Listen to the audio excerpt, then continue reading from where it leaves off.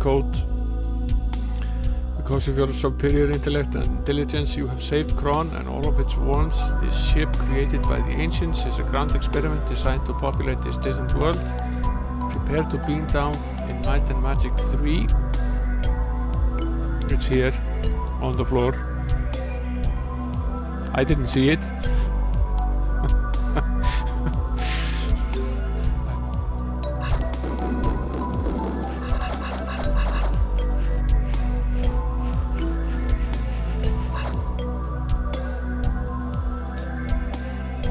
Thank you, my friends. You have banished chaos and rejected the false path of uncompromising order. Under the weight of the evidence and from the skilled pressure tactics of your lawyer, Lucas breaks down and admits to their crime. Congratulations, Ace.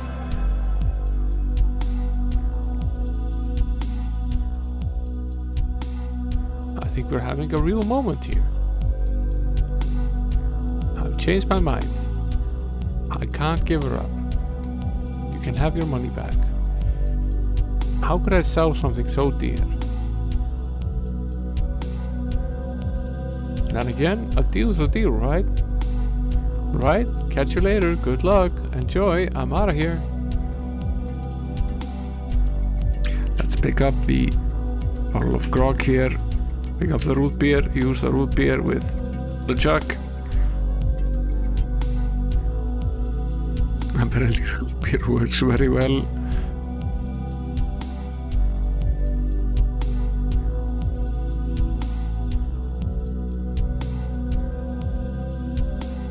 We get to see an instant replay.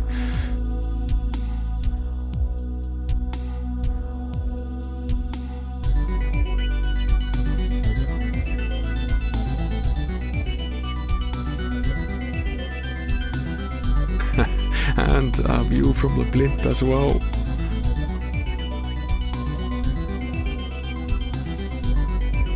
I wonder what would happen if I tore the leg off this thing.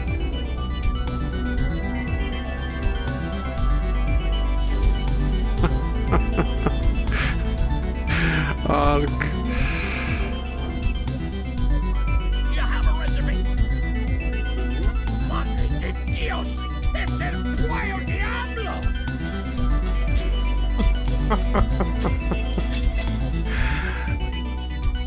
Come on, I'm ready for you.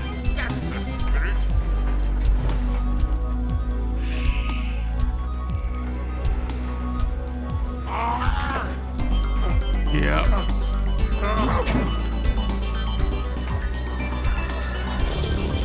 Here it goes.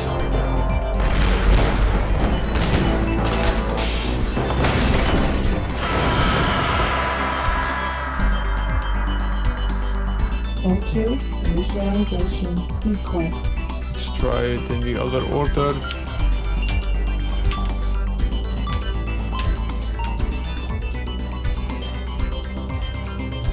Circuit code accepted. 6452331 recognized. Beginning message.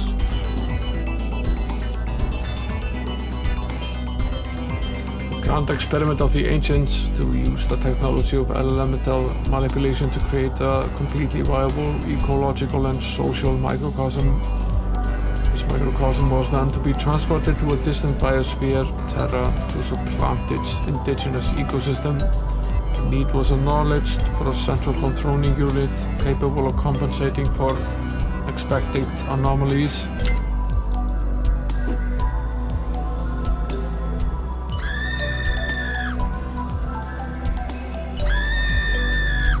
Well struck. That looks like a fatal blow. Yeah, die. My death will not save you from our wrath. Are you going to plug me into Link, sir? I hope you know what you're doing. I have no idea what we're doing.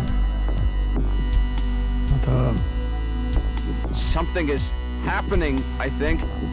Yes, I'm gaining control. I found my destiny, Mr. Foster. Goals in the middle. Perhaps we didn't even need to know that. The yellow crystal is over on the left side,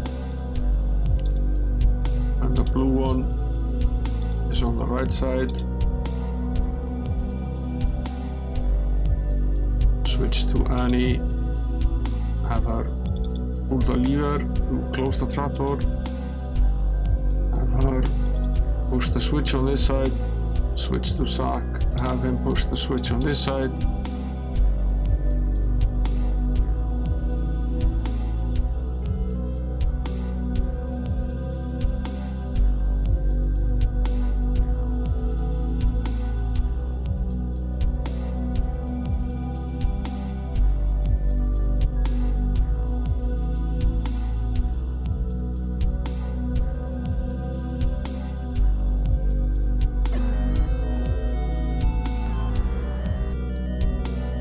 On our way through this wall, another mini boss.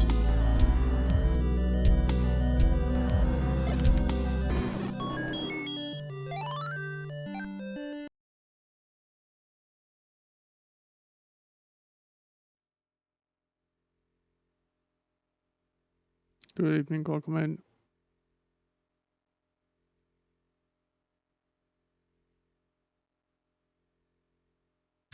Why is this such a state?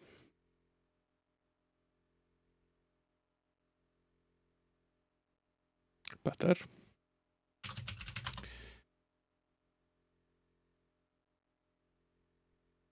We could do yet another session of this development project of Hyperborea. Made some progress since we last met. Milgon dealing with the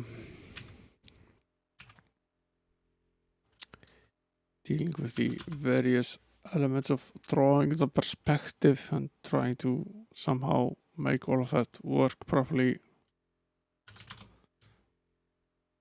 It's a lot more complicated than it might seem at first glance, at least.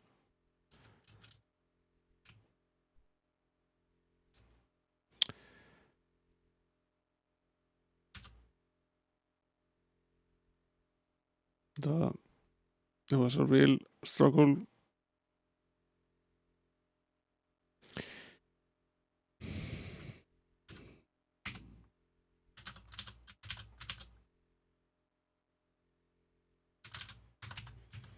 Right now I'm trying to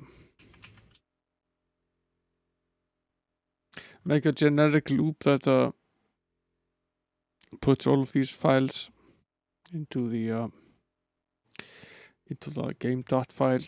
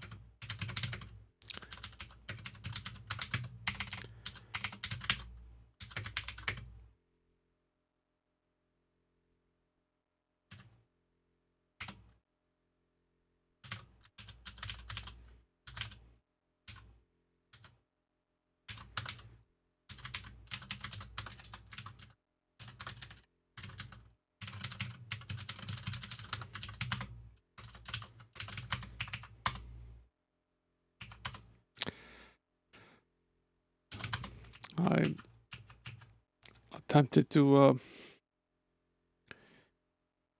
make this generic so we don't have to constantly deal with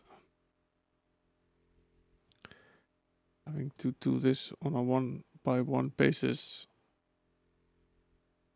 trying to make this so I can just create some arrays with the information and run it through the file to generate this. That would be lovely.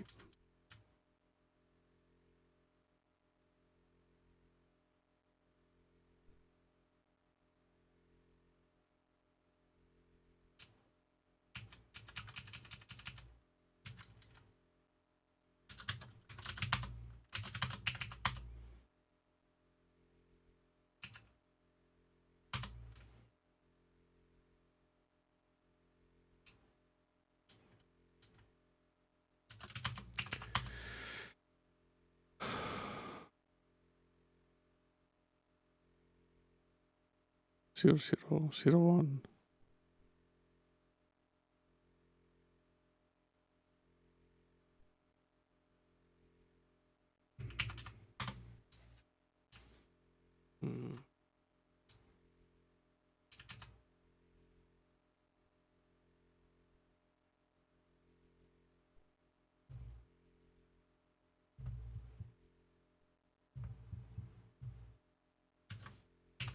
This is true.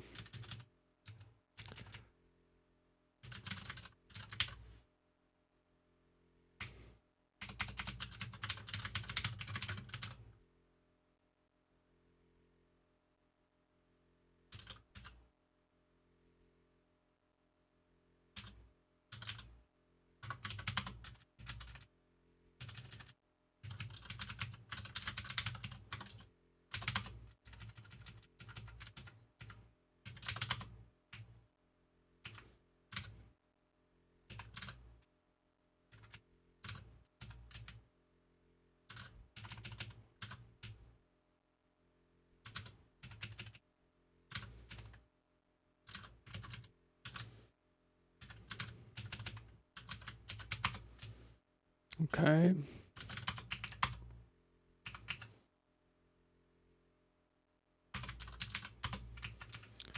That's right.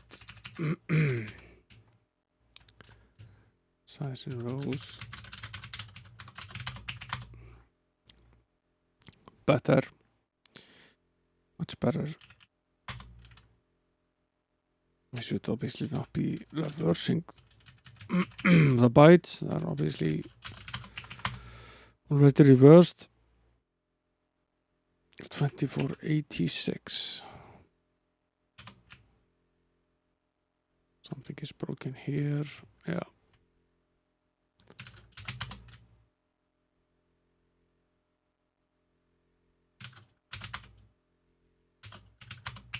Okay. How far did it get?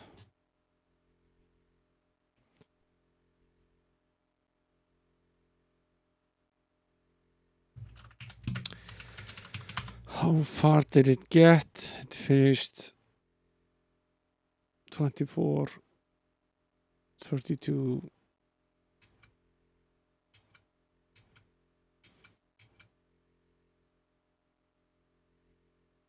Made its way down side 128 as well.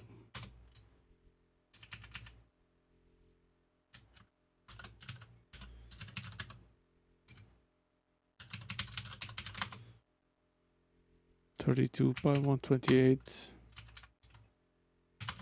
That's at least true. Why is it crushing like this?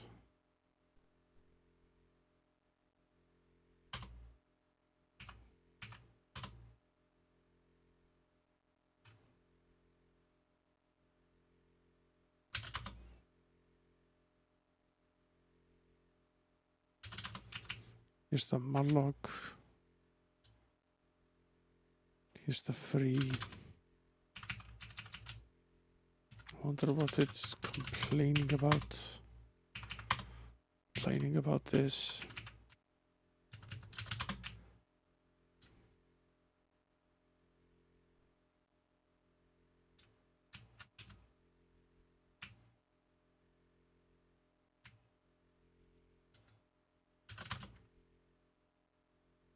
It should be fine.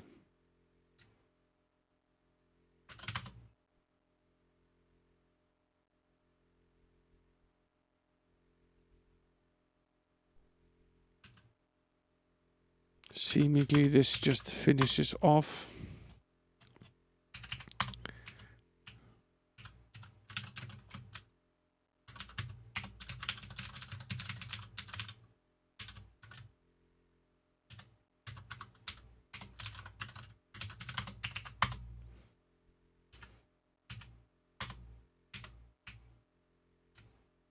That's super weird.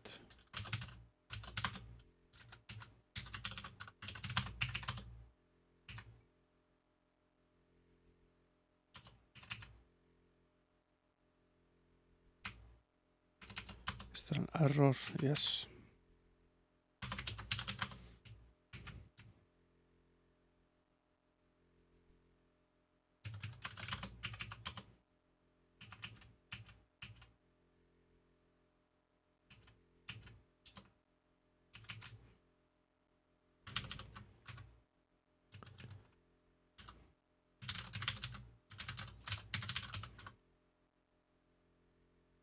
Comment this out. Freeze 0, 1, 2, 3, 4, 5, 6, 7. They all apparently exist. Except some of them are obviously invalid.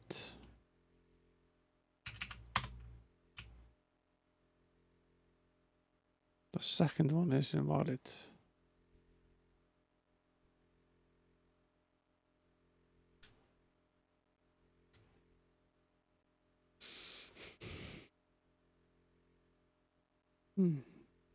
Wonder why.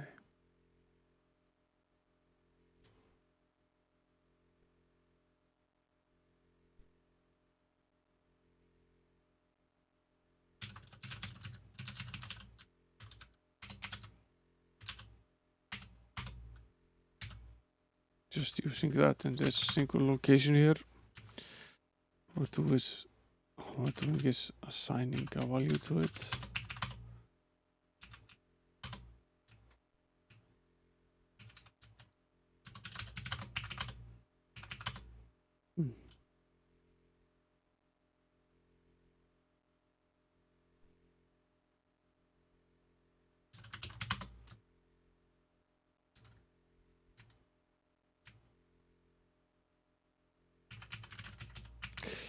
Fine.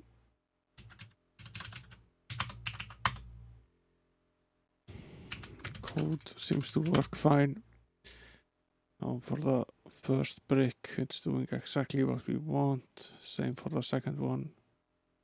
Same for the third one. In fact, they're identical, so that makes sense. This also seems to work fine. And there's the sides.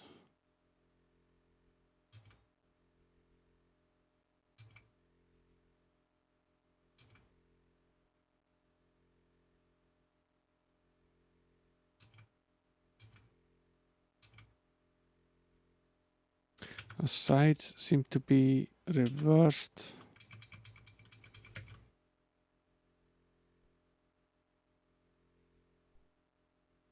I wonder why that is.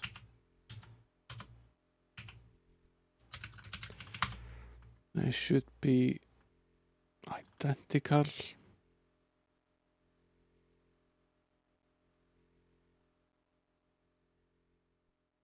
It should be identical if we take a look at how this all looks on D-Paint. This is basically the tiles that are very, very simple at this current point in time. Let me resize this a bit.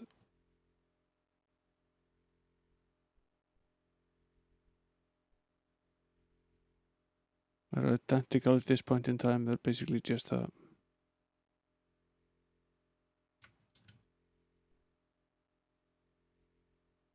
it's very simple. There's no texturing or anything of the sort. It's just a single color with no texture on it. Just to make it slightly easier for us to see how it would eventually look like on screen. You can see the side tiles here and how you could line this up, and you can see the bricks as well. I'll eventually add some a little bit of flavor to this, but I really want to see what it looks like if we just draw it plain on screen to start with.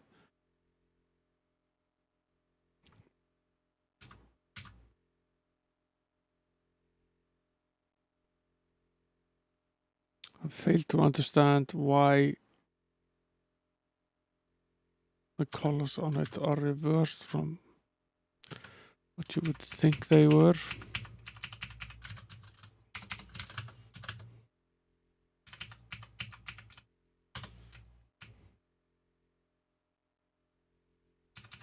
Let's make another bit to set here. So when we want to reverse the bits, we'll set this value to 1.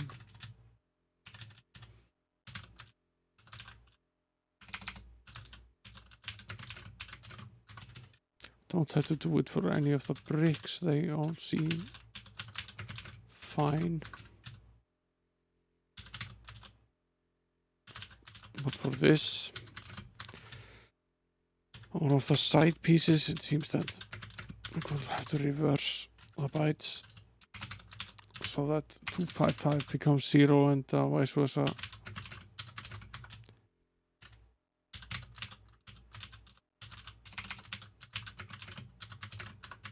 Okay.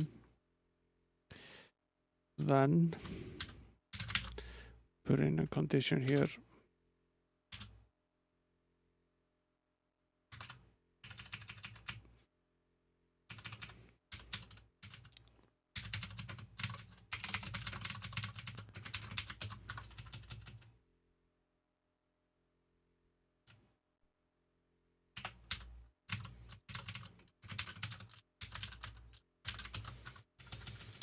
If reverse,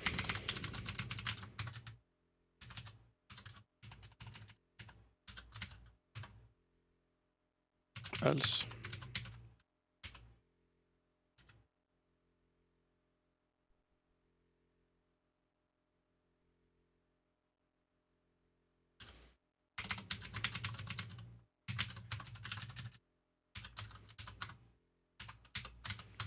The debug is permanently on at the moment.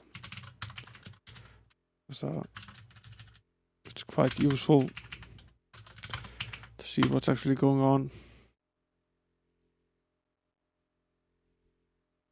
Okay, now the sides work properly. Okay, all of the sides are there. And, all of the data should be in the file.dat along with the font that should be at the front. Let's see if we can build this. The code builds. Yes, it does. It does build. That's good news.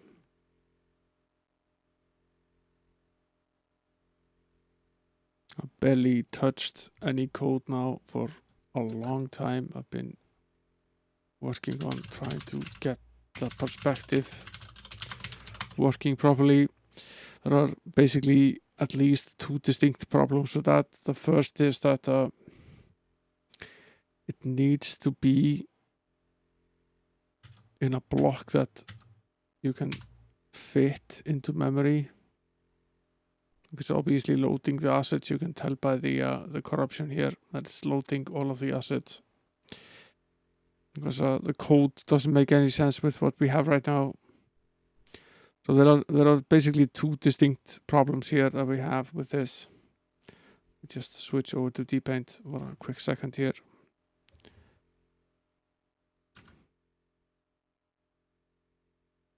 So I have some animation frames here, which probably going to delete right now. I'm going to just save this.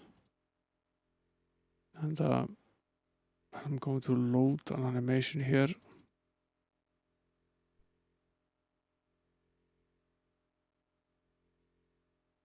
D-Paint is quite useful in this. It's helped me quite a bit. Where's the anim? Here it is. Yes.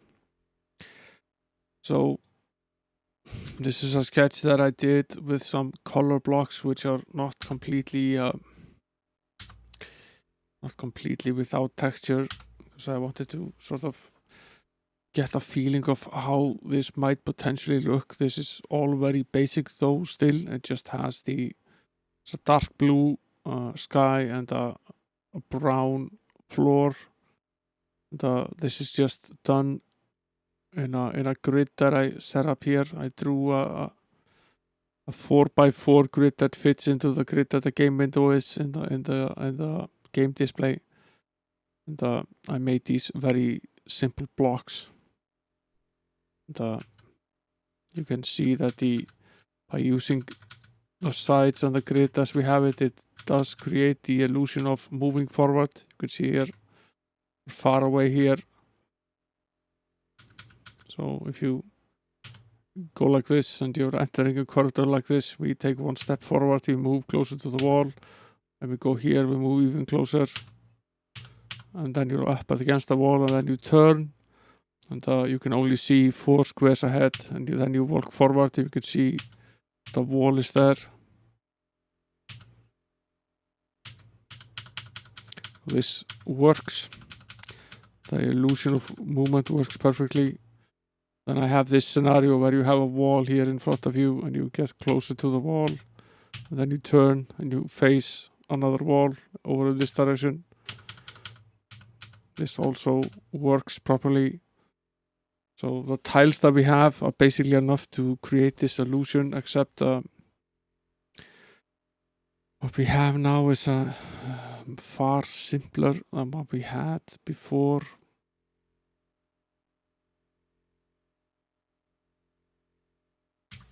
I just have the 2 colors. It's going to remain that way for a little bit. So we need to figure out how to do this before we start applying textures. We're not necessarily tied to having to have only one color with this, but one of the major issues with the whole perspective is that all of these blocks, we scroll out a little bit.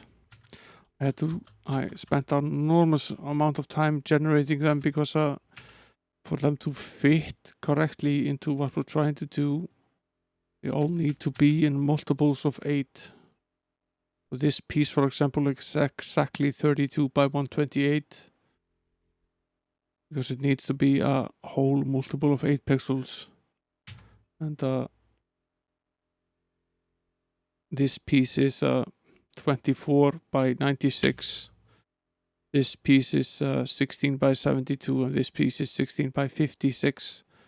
So they're all in multiples of 8, and the blocks that we have to generate the walls were also just in multiples of 8. The first one is 32 by 8, and you basically have 2 bricks that are 24 by 8, which combine to form basically 2 blocks that will eventually be 24 by 12.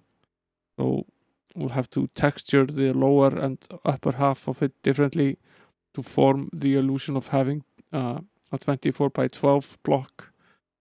And then you have 2 blocks which are essentially 16 by 8, one for the when the wall is in this position closest to the third side wall. And then you have 7 by 7 that form a wall. And then you have another 16 by 8 which is used when the wall is the furthest away it can be without with us actually seeing it. And then we can use 5 by 5, 16 by 8 blocks. So the trick is to somehow get this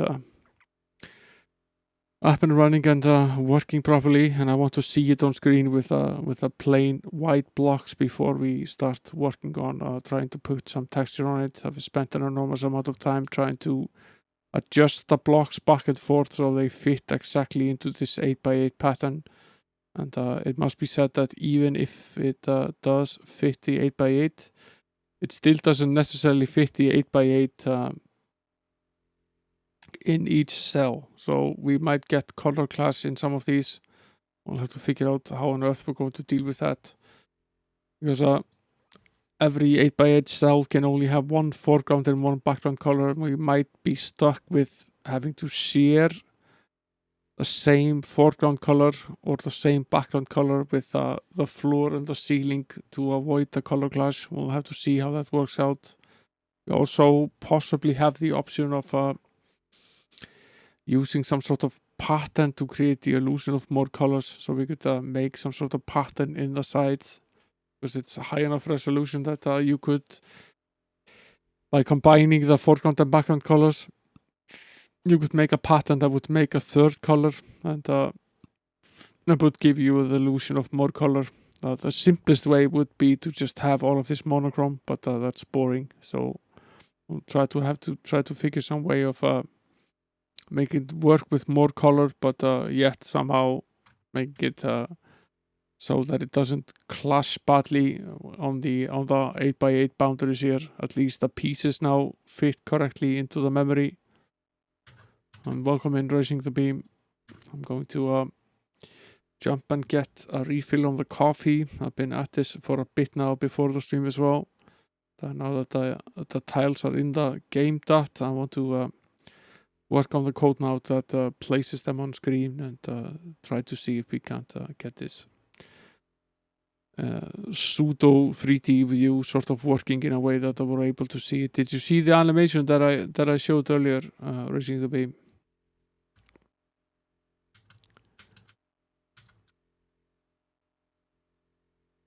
This is a mock-up that I did, basically showing the tiles that we've made, or I've made. It's very basic, and it's even more basic right now because all the tiles are just plain white now for the purpose of inserting them into the game, but that's the illusion of being able to move forward with the tiles and turning and then walking towards the wall, eventually getting to the wall. Same here, walking towards the wall, turning. So the illusion of movement is at least there, and I created this first, and then I took what I had done here and made it fit into something that would fit into exactly a multiple of 8. So all of these are now, this one is 128 by 32, this one is 96 by 24, this one is 72 by 16, and this one is 56 by 16. So they all fit into the by 8 scheme, which is sort of limiting, and so do all of the wall bricks. They also fit into the scheme. I've calculated how many of them we need to create the wall on each side, and we haven't done any texturing or any coloring of any sort. I'm just going to stick to having them as plain as possible while we try to plot them on screen, and then we can sort of get to trying to make a pattern and trying to make them look nicer. Getting them on screen is step one. Once we have that and we have some sort of pattern in place so we can easily see which is here, then it's time to start working on the code that actually makes plots the screen depending on what's on the map. Tonight I think we'll just stick to something like 4 pre-configured things that we'll draw, and try to at least create the illusion of movement so we can see it moving back and forth, and see how badly it glitches while it redraws. Go to get a refill on the coffee. I'll be right back.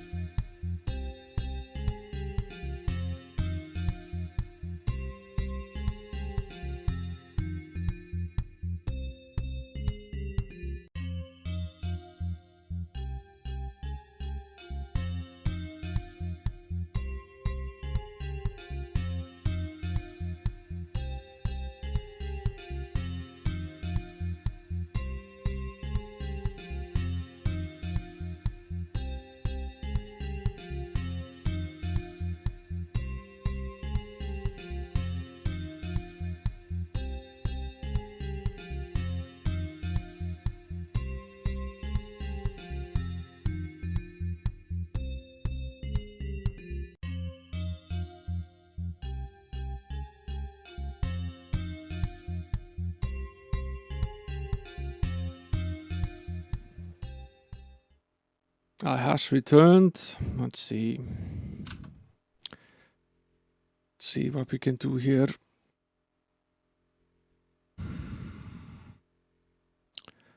Expand this a bit.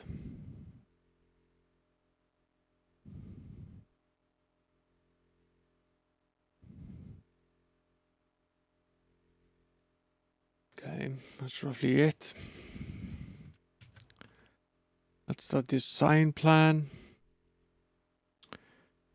What we're looking for is graphics.s. Now, one thing I discovered after last stream when we were talking about how to fill the floor is that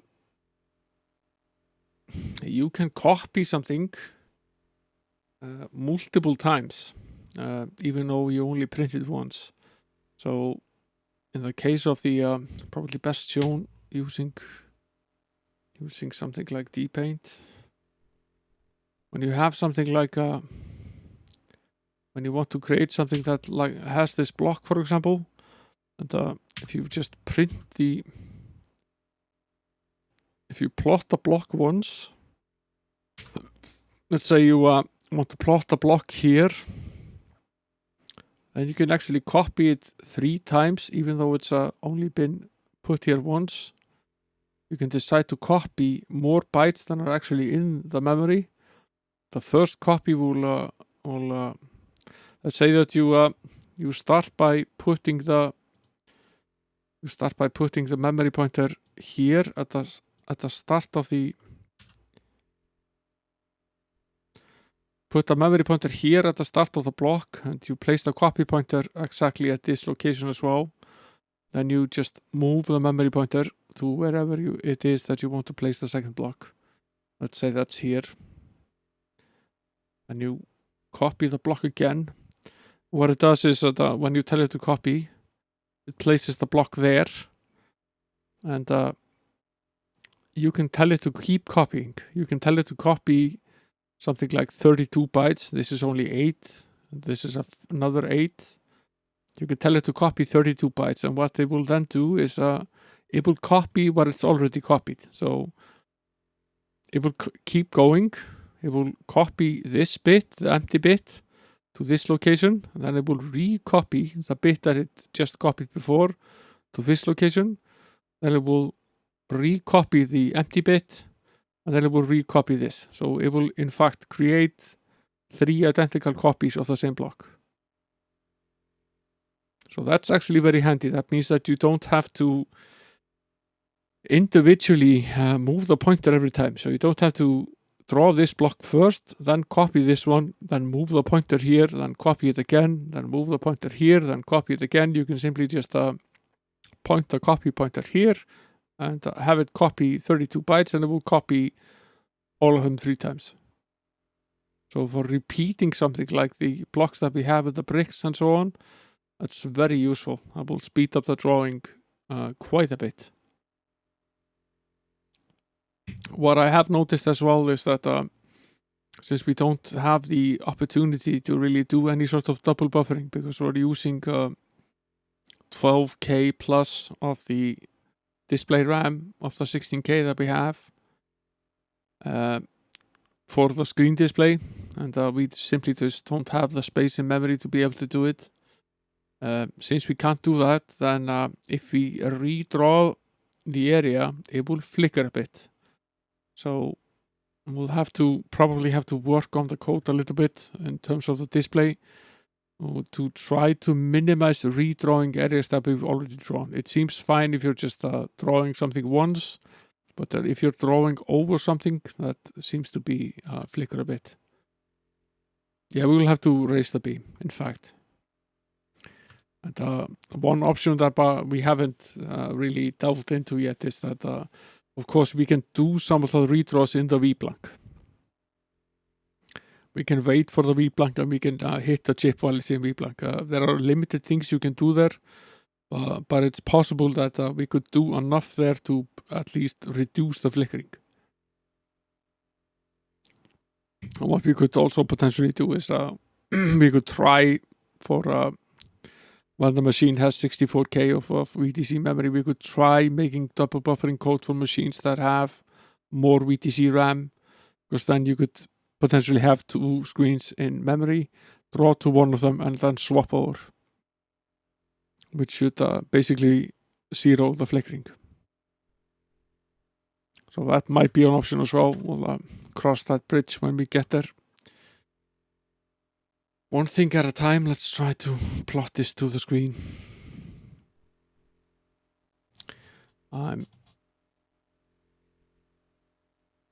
This is the draw game code. It's quite long at this stage.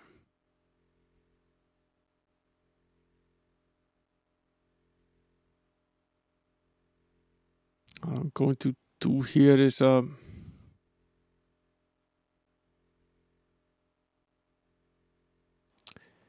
make a new file.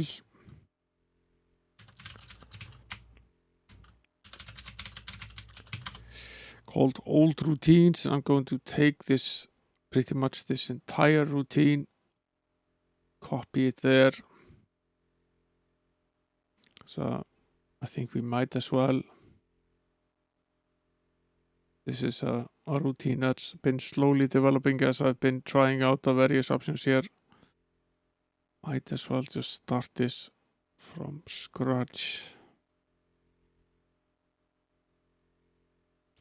Or at least near scratch.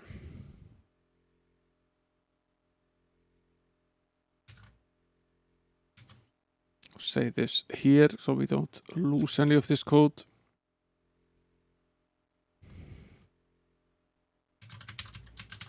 Make a new routine. It basically does nothing.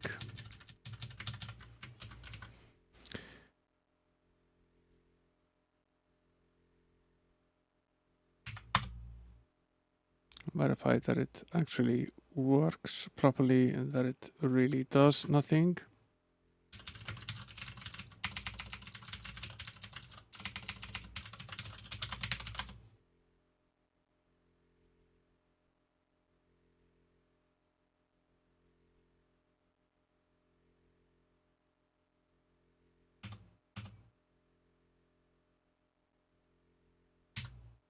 Yeah, now it does absolutely nothing.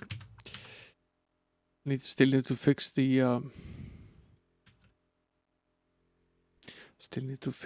location of the text when we want to quit. It's still going way above where it should be. Minor issue. Okay. I'm going to borrow the start of this routine.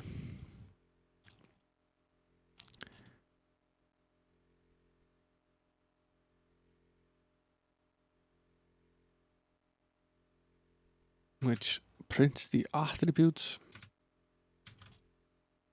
So that's not changing. Go to write that into the file, recompile, reload the game.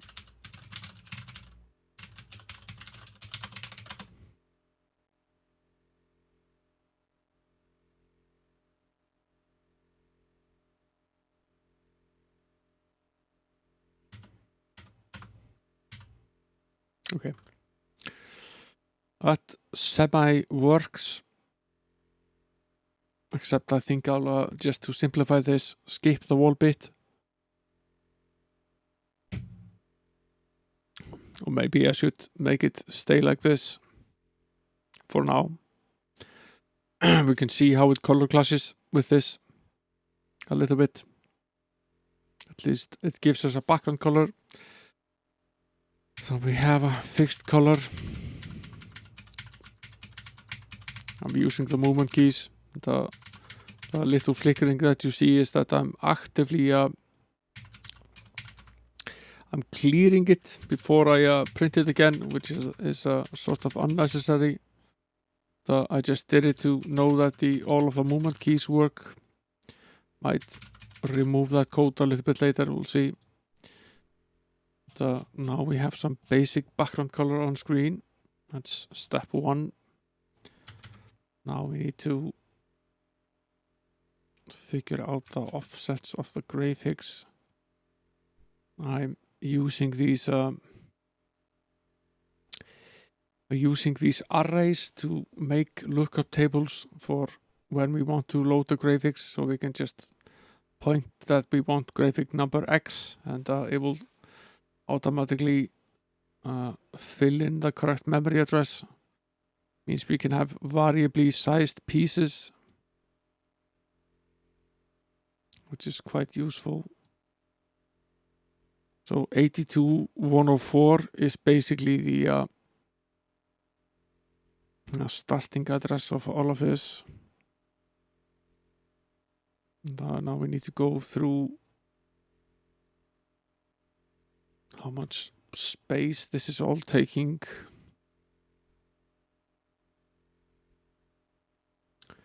Simple enough to just count this.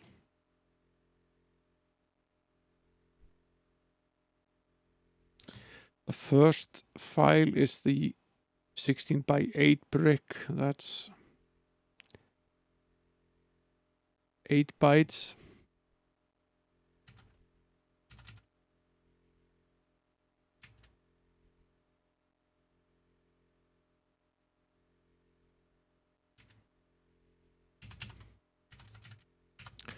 The next one would then be at 112. No, it's more than 8 bytes. It's 16 bytes. Sorry. It's 120. And there's the 24 by 8, which is 24 bytes. So this would be at 82144. And it's the one that's 32, which is 32 by 16. So it's 32, it's 64, right? 8, 16, 24, 32, 40, 48, 50, yeah, 64. So the next one would be at 148. It's 212, right? If you add 60, it's exactly 200. So it's 204 plus 4,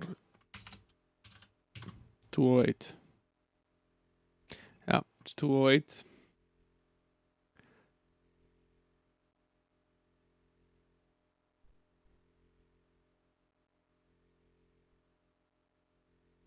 And then we have the next one, which is 16 by 56. Now things start getting slightly more complicated. First we divide the 56 by 8 and we multiply that by 16, so that's 112.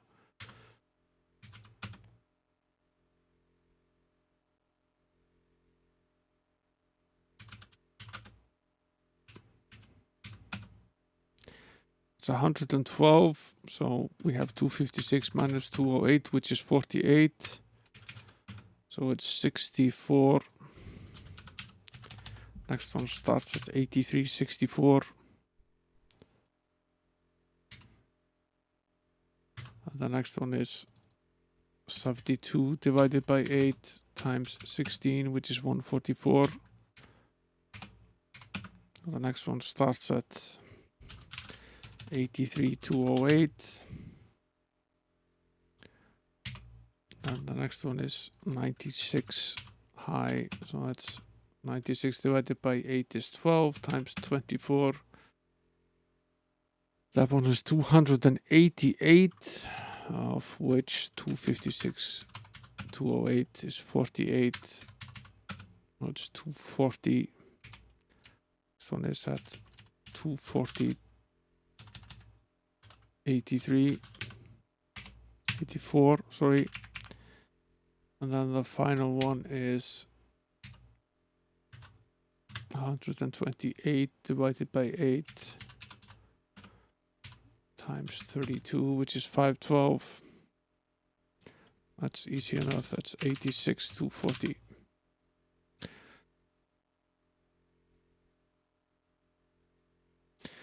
These would be the offsets for the 16 by 8 brick for the two 24 by 8 bricks for the 32 by 16 brick for the 56 side, for the 72 side,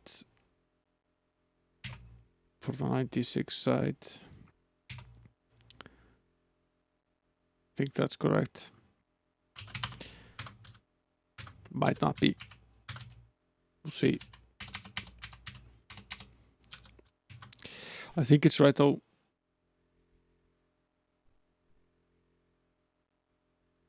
I think I have this correct.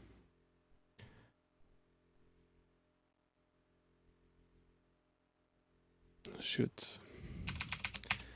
comment this. Will make it easier.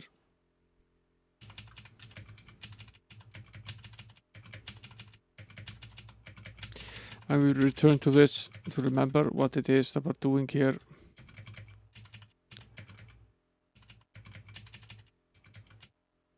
Absolutely vital when you're coding in assembly to comment and really whether you're coding in anything. So this is the 16 by 8.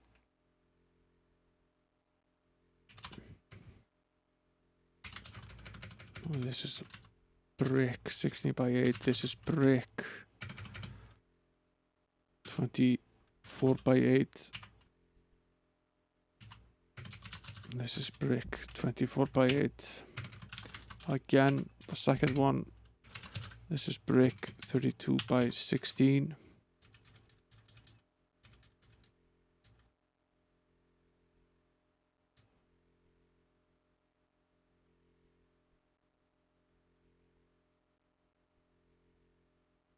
This is the first one. Then you have 16 bytes to the second one. 24 bytes to this one.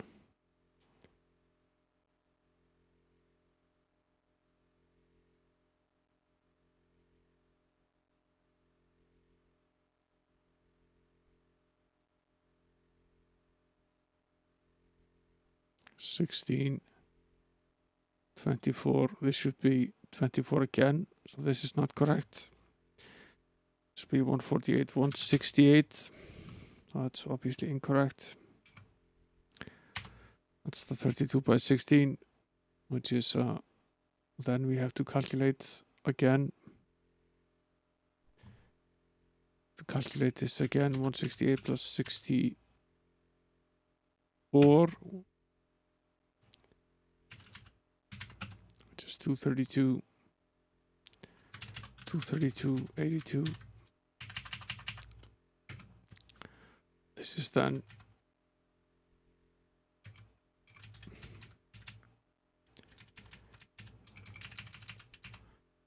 this is side 56.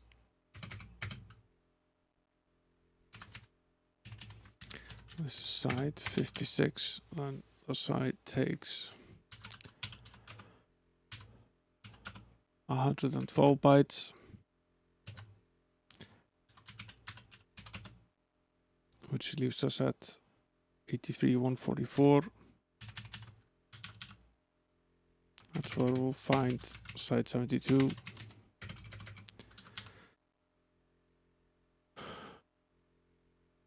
Which is 72 divided by 8 times 16, which is 144 again.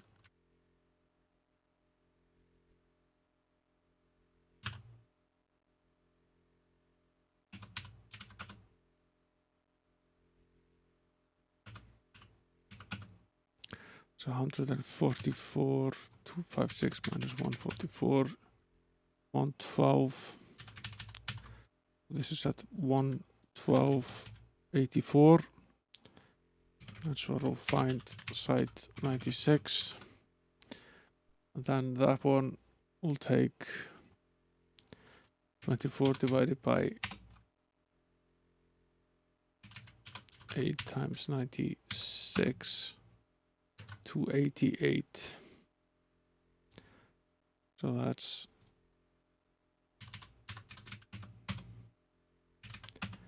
144 85, right?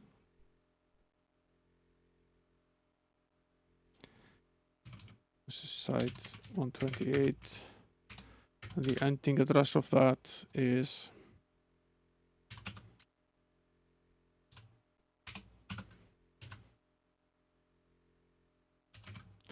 that's 87 144, which is the next one. So we've used up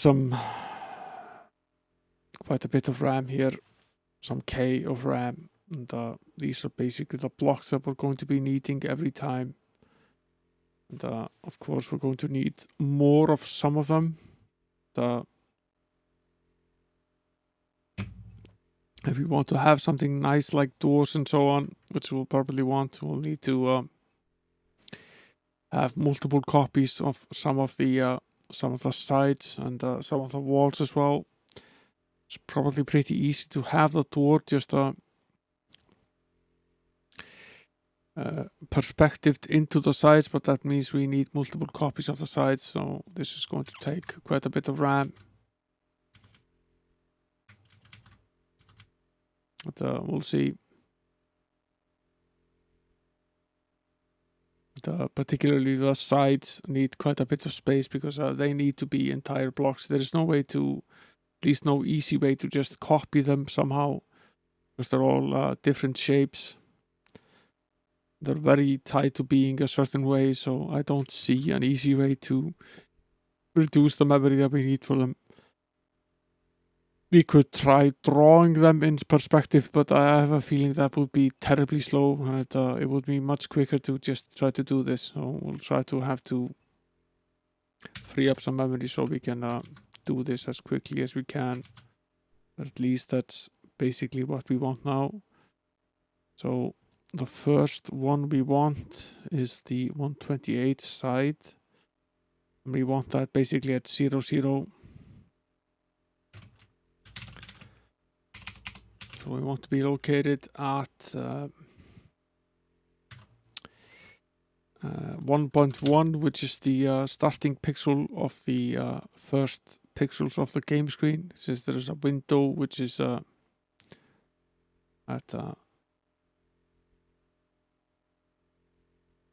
there's a window that's at 0.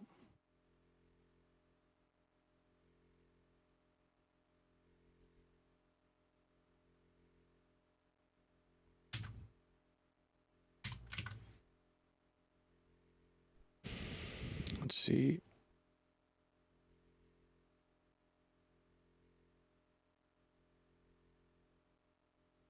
No, it's 2.1 where we want to be, because we don't start at 1.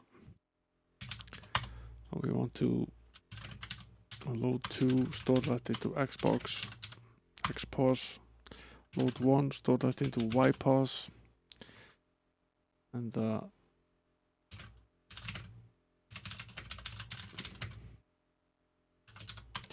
move the memory location there.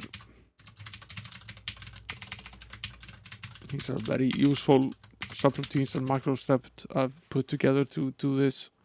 One of the major things that I did when I was drawing the floor was make it easier to copy stuff by making some more macros to ease the movement of the copy pointer and the memory pointer. Which is, so you don't have to constantly rethink how to proceed with that. So now we've moved the memory location to 2.1. Going to have to load in the starting position of the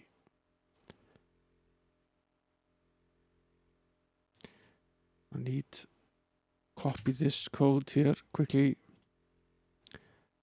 This is basically how it's done.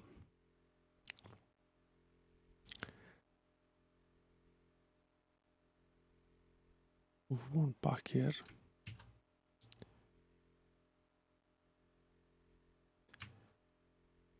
Okay. Now we need to note X with the value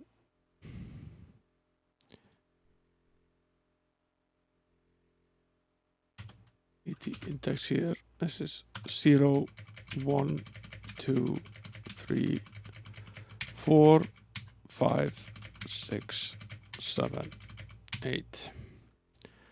We want 7. What's what we want to load X with.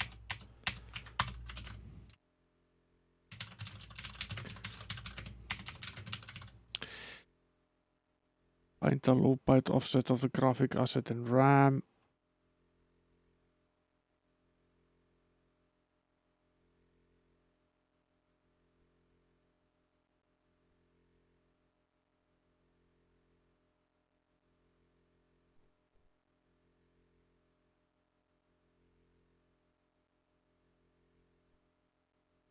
Obviously, we've already done this with the font.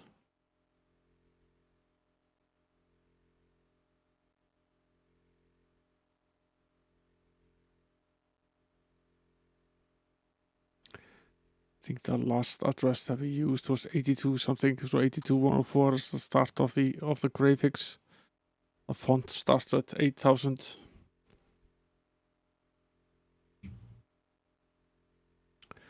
We'll load graphics 7. Find the low and high byte. And then we'll write this stuff to RAM. How many bytes are there? We calculated this multiple times. Let's do it one more time. There are, yeah, it's basically 512 bytes.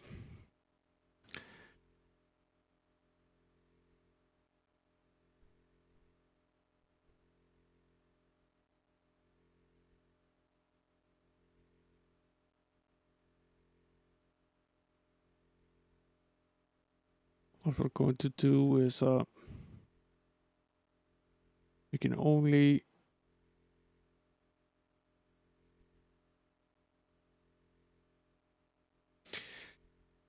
the width is only 4 bytes.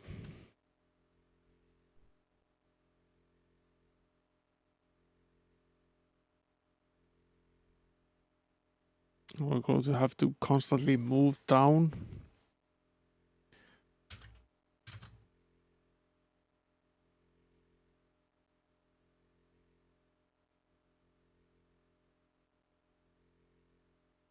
But I have to set the width here as 4. Because that's what we're using to compare here. We're loading the graphic starting from the bank. Well, Y starts at 0, so it loads the first byte. It just prints it out. Then it increments the scratch register that we're using here. Then we compare it with the width that we just set as 4.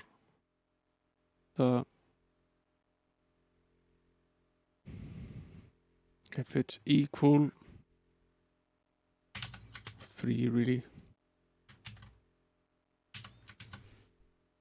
If it's equal, then we go to something called next line. Just here.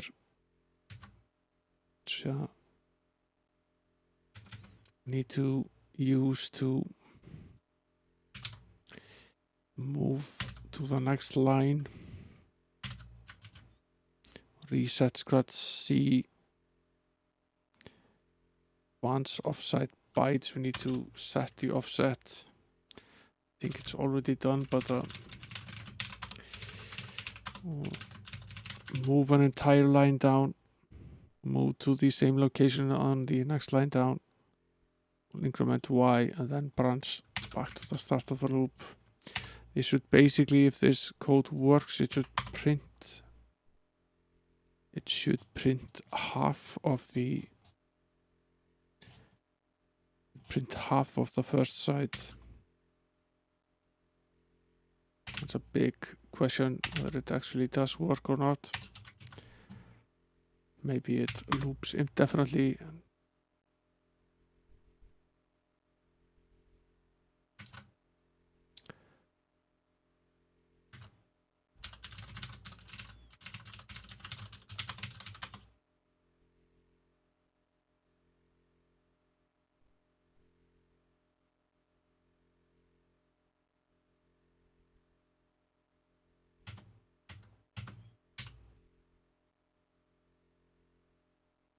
Sort of worked.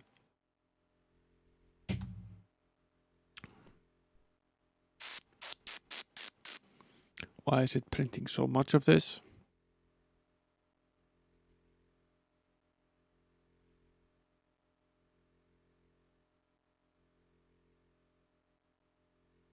Let me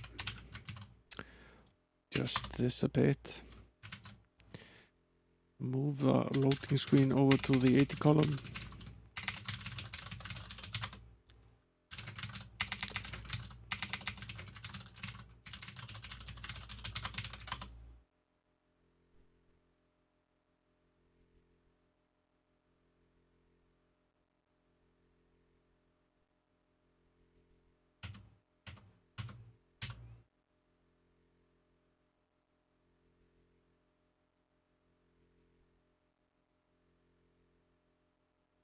Right. The black is because the background of the green tiles is black, not white. Just fix that right now. It's easy enough to do.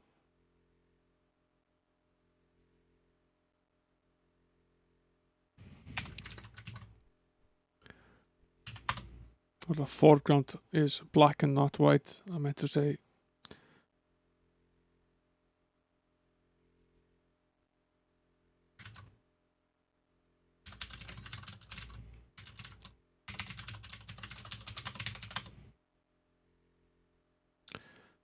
Fix this a little bit here. The it's always going to, I think, have a little bit of a border. So we're meddling with vertical resolution. Still the same.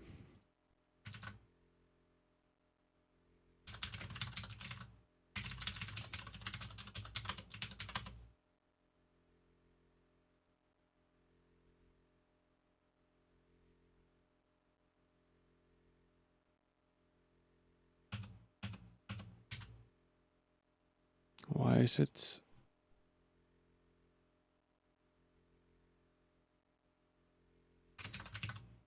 See, might have changed the wrong setting. Might have changed the attributes for the floor and not the wall. I'm fairly pleased that it now exits decently well to basic. Yeah, now it works. Did we fix this? No, it's still too high. Okay, so it prints.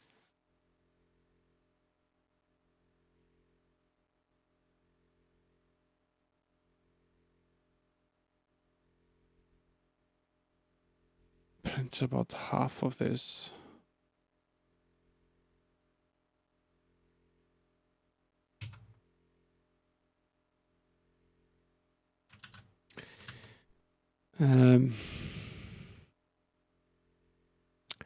Doesn't look quite right though. How wide was it again?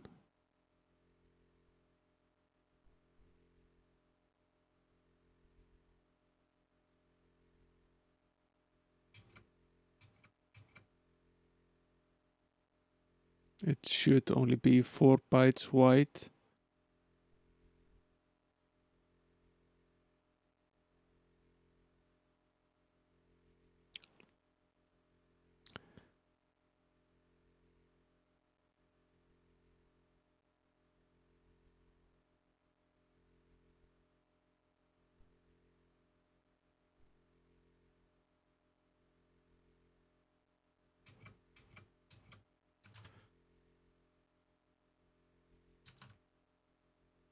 Should only be 4 bytes wide. We should be seeing more of a gradient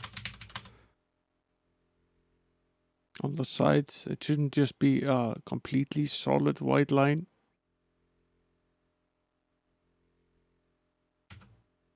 Somewhat curious why that is.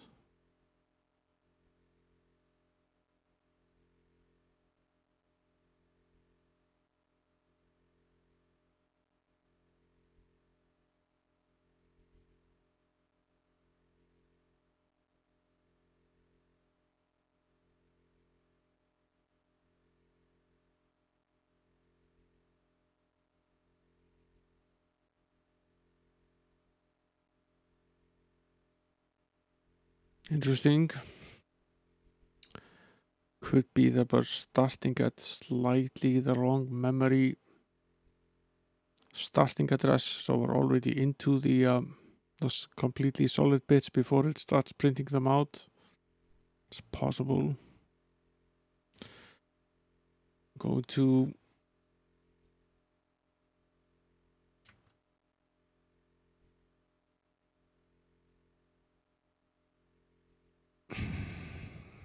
see about this again.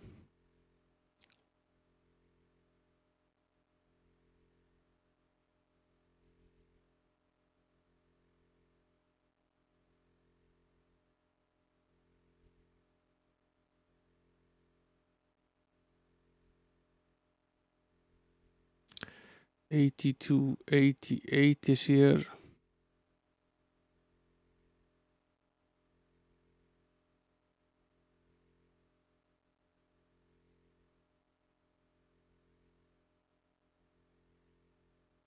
I don't exactly remember what was the last thing I added to the font.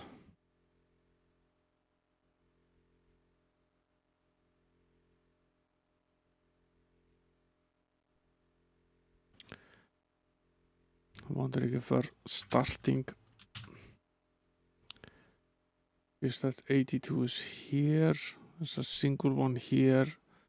8296 is here.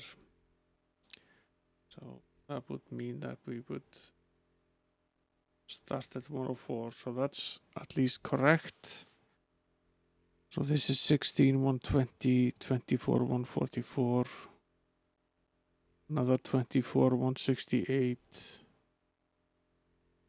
64 more.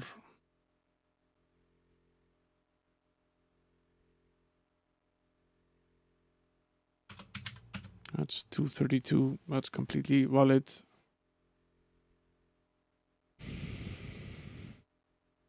Then we have 56 times 2, which is 112.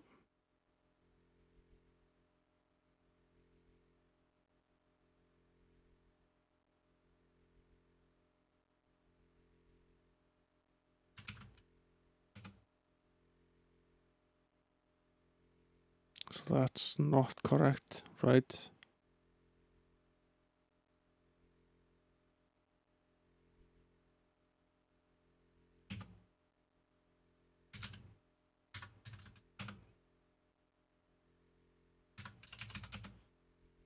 That should be 88. So then we have 72 times 2, which is 144, which is 232, 83.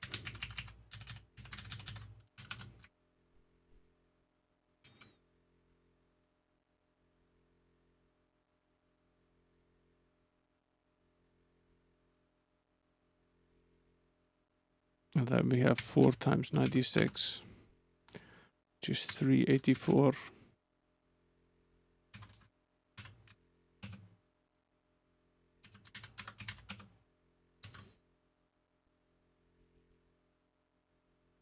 Still leaves 260.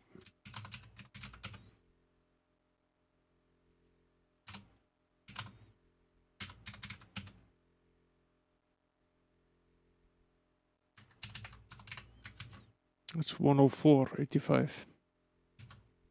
think that's actually correct.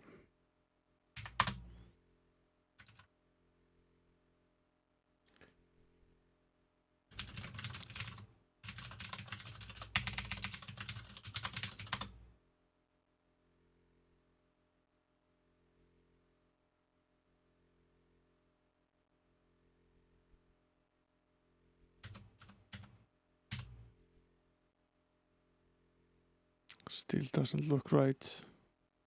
Looks the same though, by the changes that we just made, which is weird.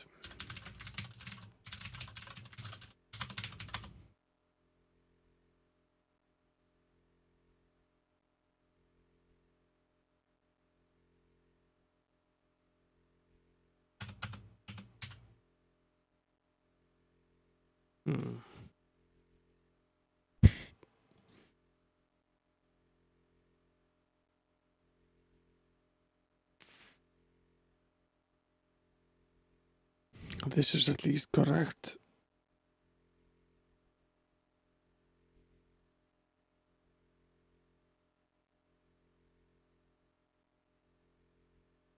Now we have 112. That fits into this. This is correct.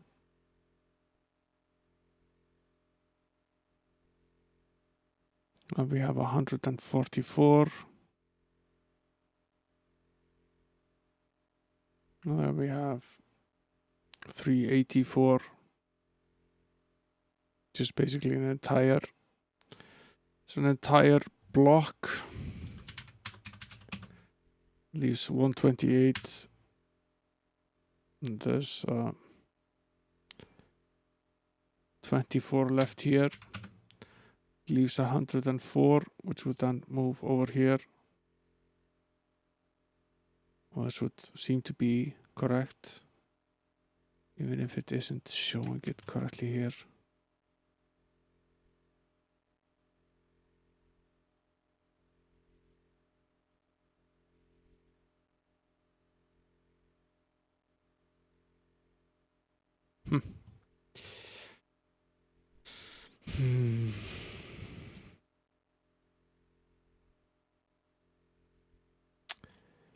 Let's write the other 256 lines.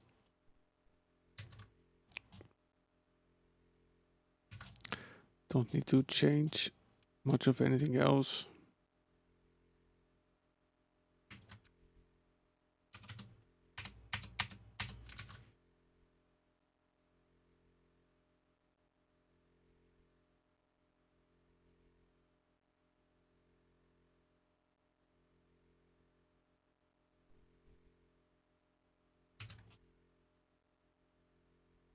To change the height byte.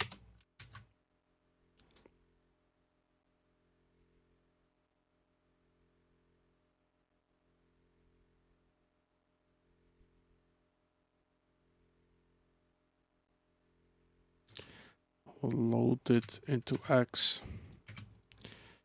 increment it, and store it again. So we move 256 bytes forward. We're going to have to reset the scratch variables. Don't have to deal with setting the width and the offset again. That's the same. So in theory, it should just continue downwards to change the names of the loop variables. I'm sure this compiler supports temporary names for the variables to jump to. I just haven't figured out how to use them yet.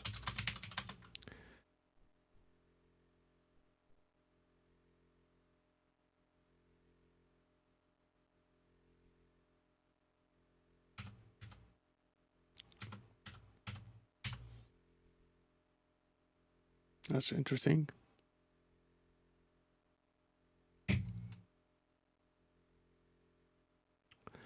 It did something, it didn't continue exactly where we left off though.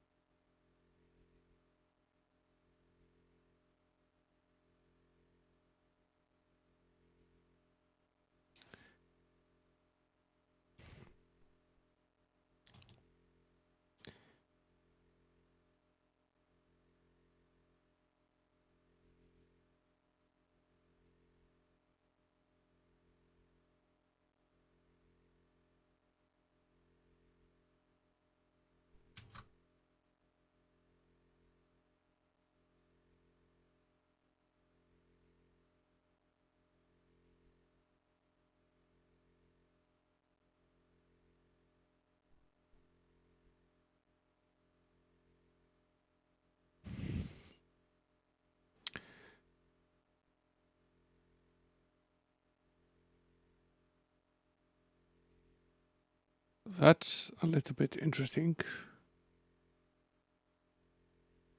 Let's take a quick peek here.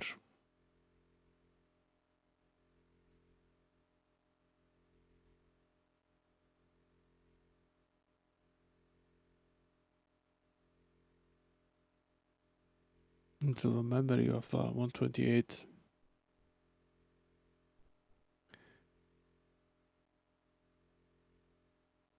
Obviously off by a bit. Go back to this just for a second.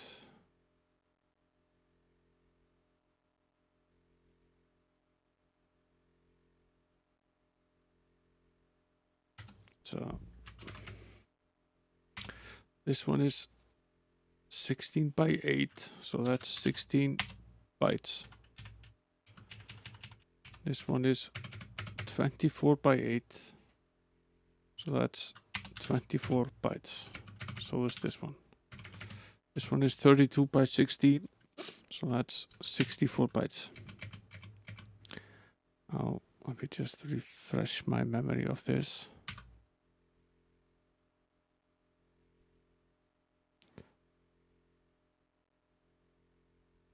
This one is 56 times 16. So that's 56 times 2, which is 112 bytes. This one is 72 times 16, which is 144 bytes. This one is 96 times 32, which is 384, right? This one is 128 by 4, which is 512.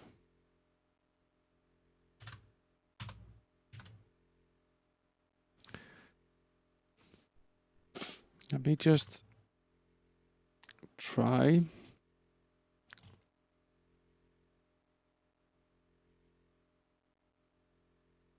Let's load 0 here. I'm curious what happens. Whether that's actually correct or not.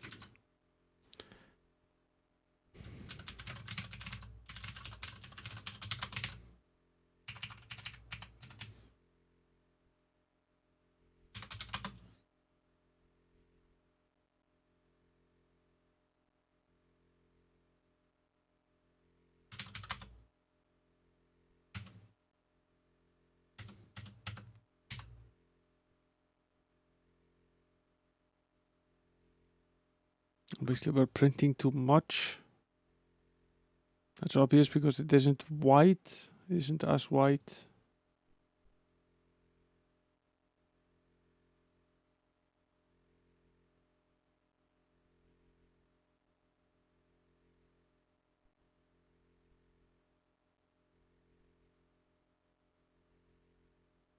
This one is obviously much closer to being correct.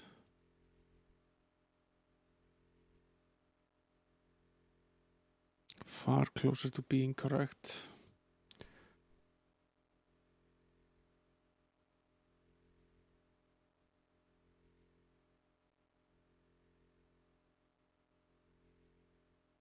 Oh, it's hard to tell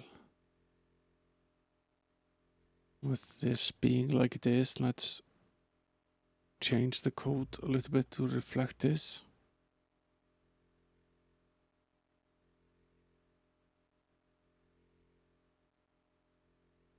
Adjust the width accordingly. Set it to 2.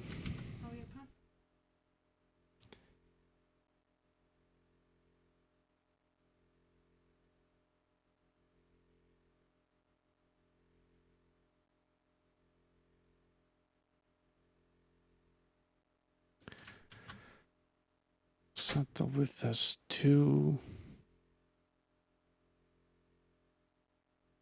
Then we don't really need this many loops, but that's not really relevant right now. It's fine, I'll just continue. Branch onto the next block, that's fine.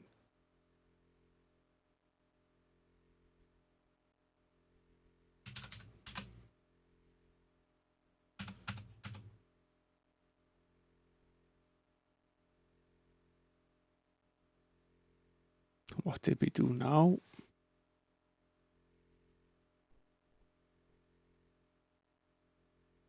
What did we do now?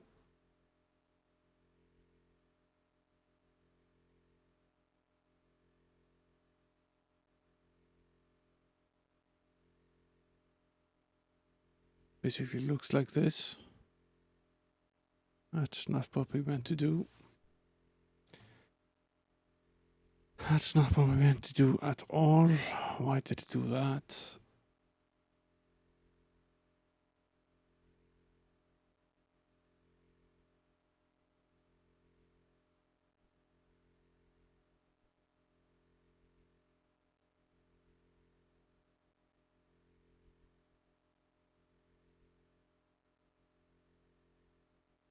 Ah, yes, because we're printing so many lines, it overlaps. It overlaps.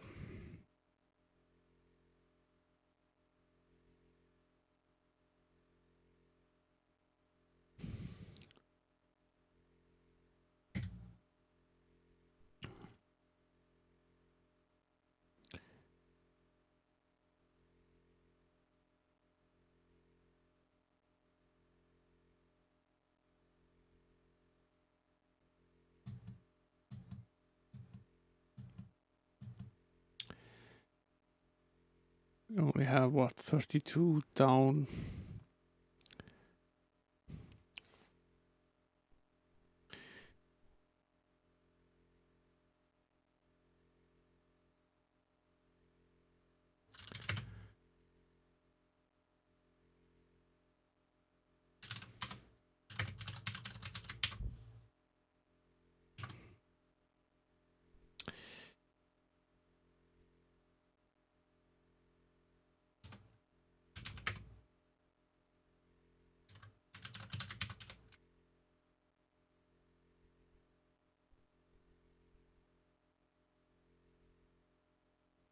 I'll change the code so it stops at 32.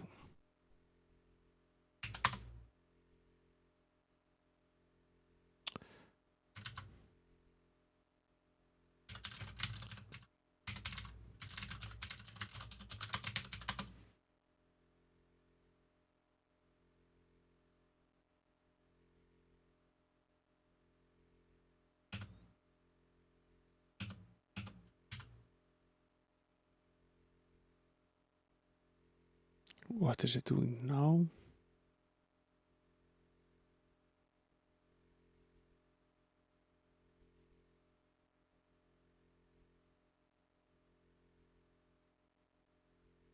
$32 is too much, so we're branching slightly out. So we're not starting at the correct position. Why is that? Why are we starting down there?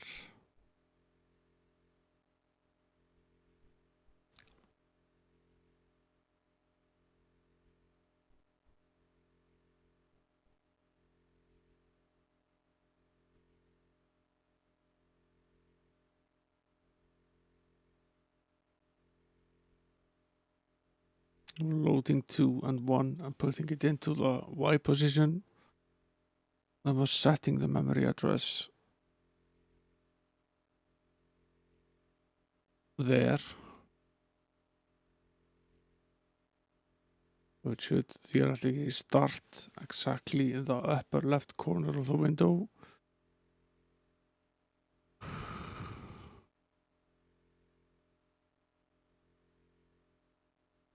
Should not branch outside of the window.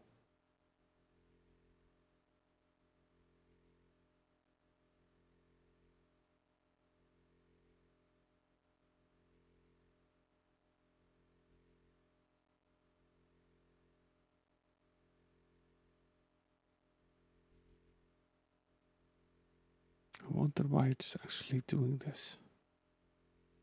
Why is it doing this as well?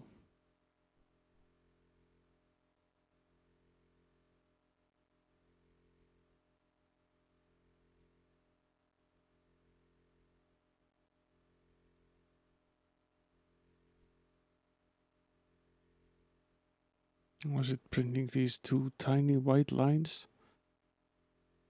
Should be printing this.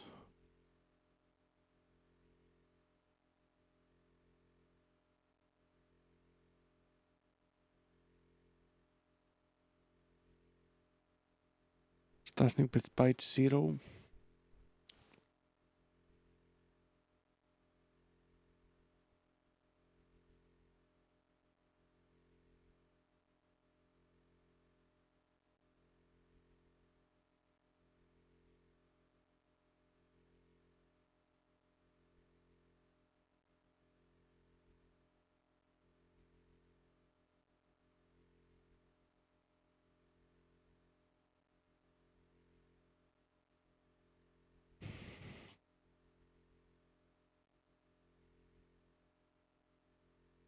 course, it's doing this loop as well.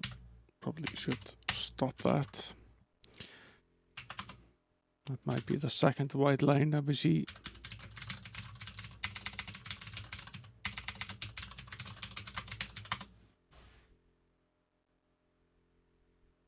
Hard enough to debug as is.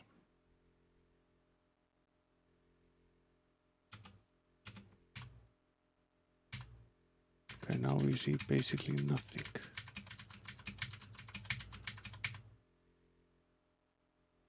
Now we see nothing.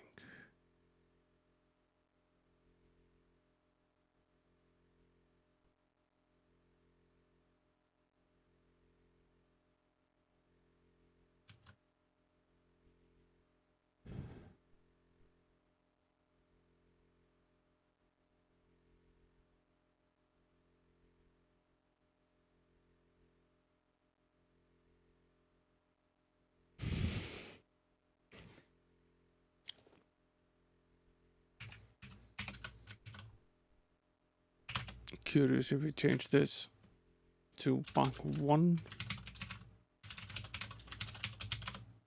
Well, we'll see what we want.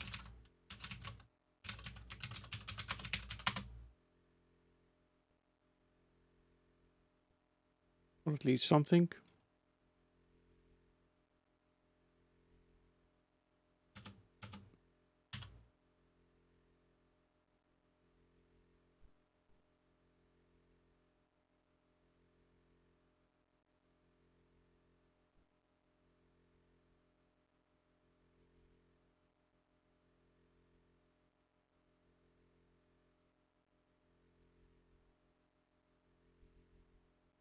No.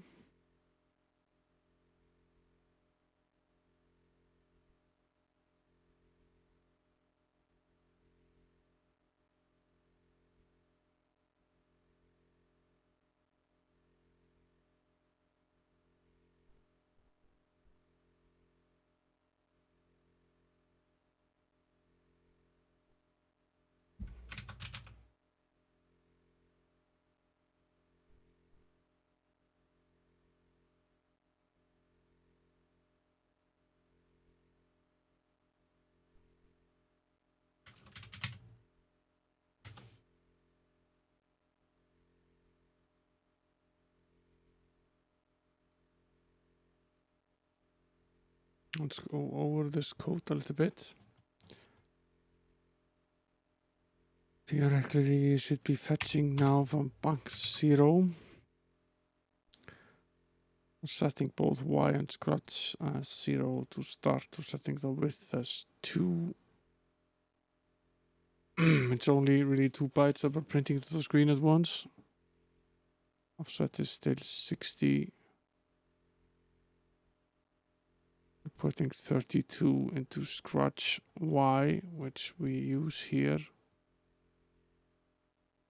Are we perhaps using scratch Y somewhere? We're overwriting the scratch Y somewhere. It's possible. Entirely possible that some of these routines that we're calling here are using this scratch variable.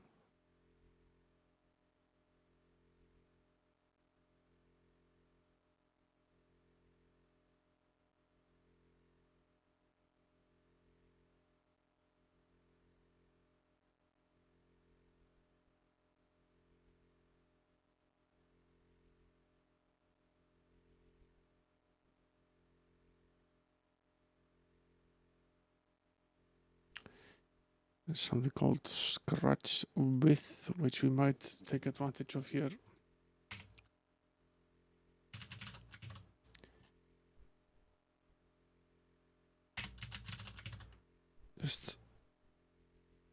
Just to try that, since that sort of seems likely. Can't have broken this code this badly. Seems more likely we're overwriting the value of the variable somewhere.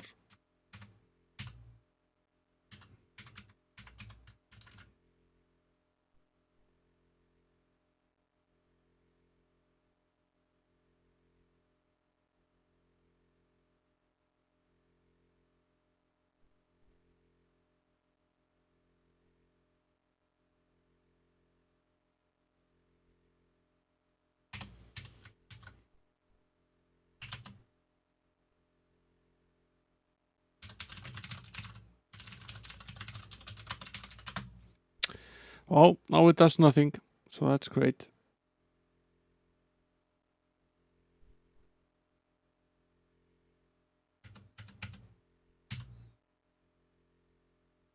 It does a little bit if I set it to 8, it does a little bit. So this has everything to do with where it's fetching the bank from. So this has nothing to do with a loop as such. It's just that there is nothing at this location in RAM.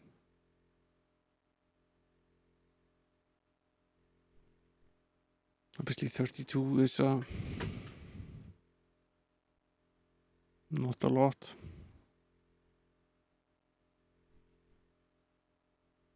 We can increase this quite a bit. Let's set it to 0. Set this to something like 192.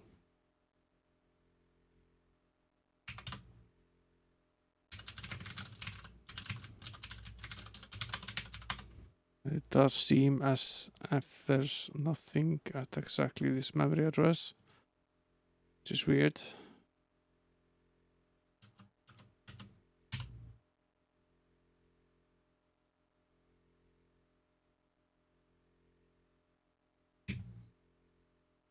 Let me take a quick gander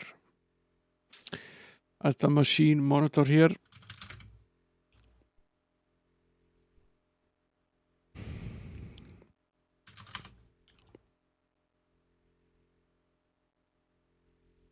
That's what exactly is in those locations.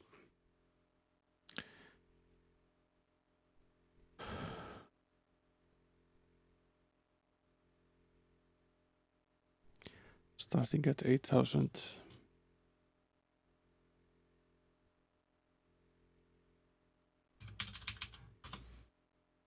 Plenty of crap at 8,000.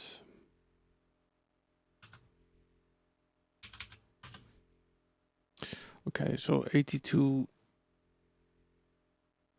Where are we here? 82,104.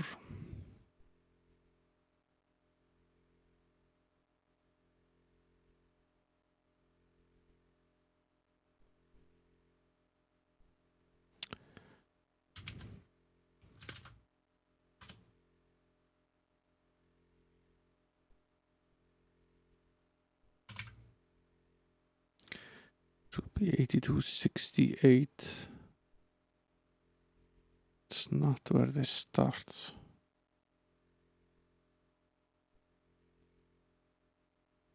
It's basically nothing there for a good while afterwards.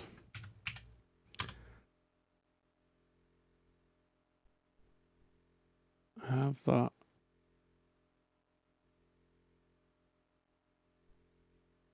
brick here.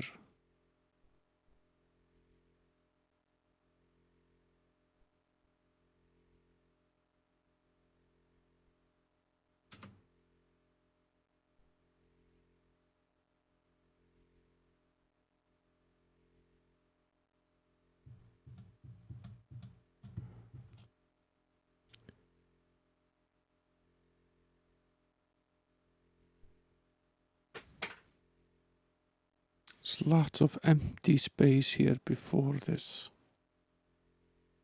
Sort of strange.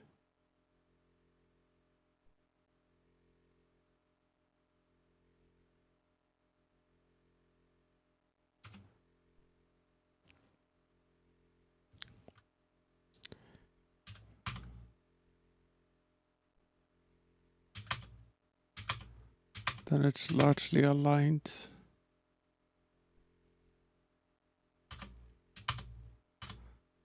And it looks largely okay after that, but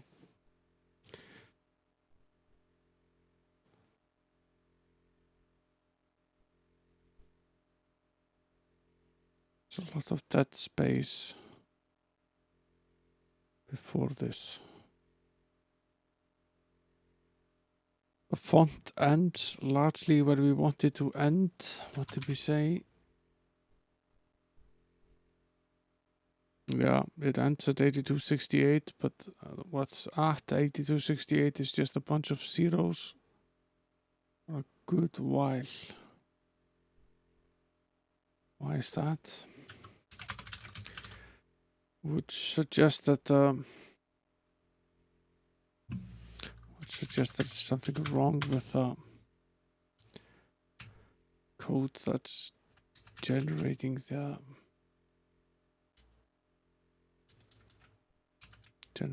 dot file. This is 8260.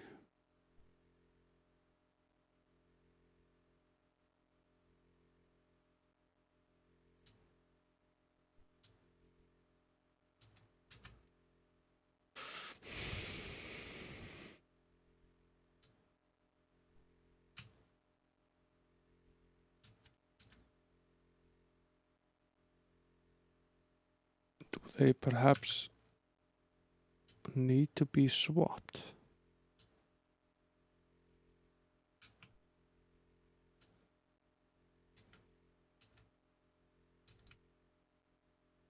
Oh, there's an error here in the code. There's an error here in the code that causes it to reverse every time. That might explain why these bricks are all empty blocks.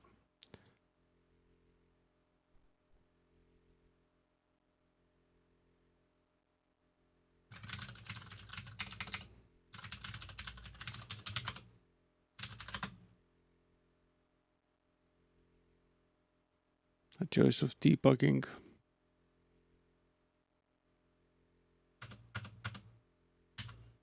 Okay. So that's better.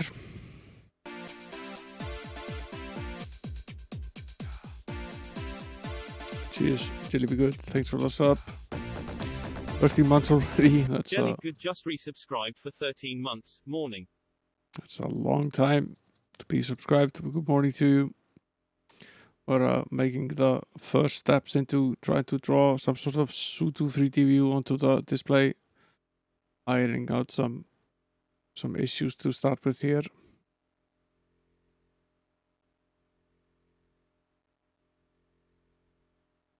Okay, let's move to the first side brick, which should be 4 then. Let's move to 4. See if that draws correctly on screen.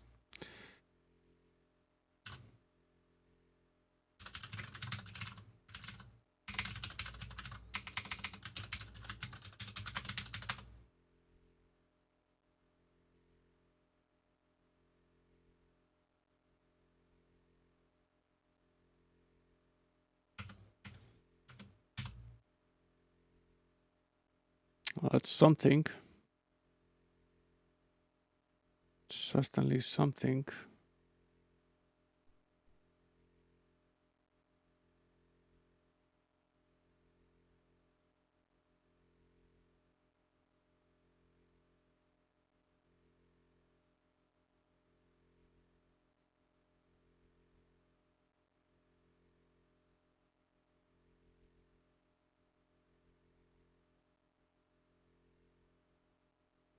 Why is it printing it twice? It should be 16 pixels wide. It's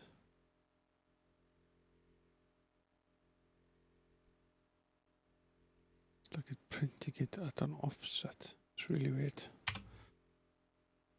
Obviously, we don't need to print it quite this often either. It's only something like 56.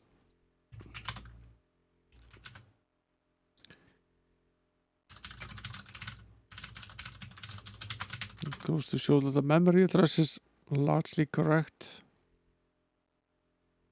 So that's good. At least some of them are.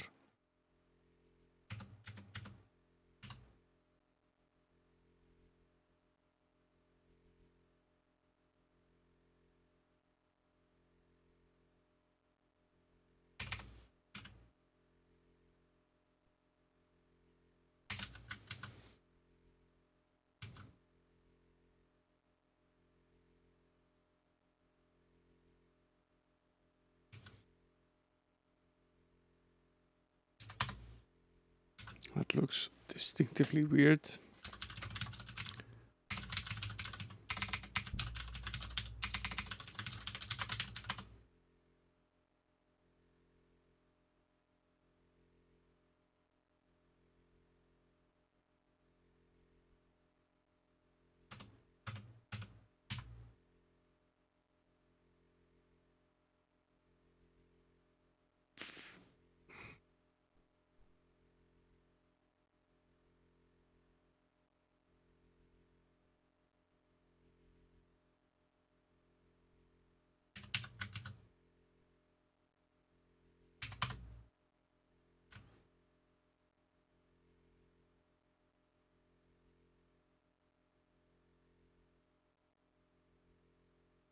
It starts at 0.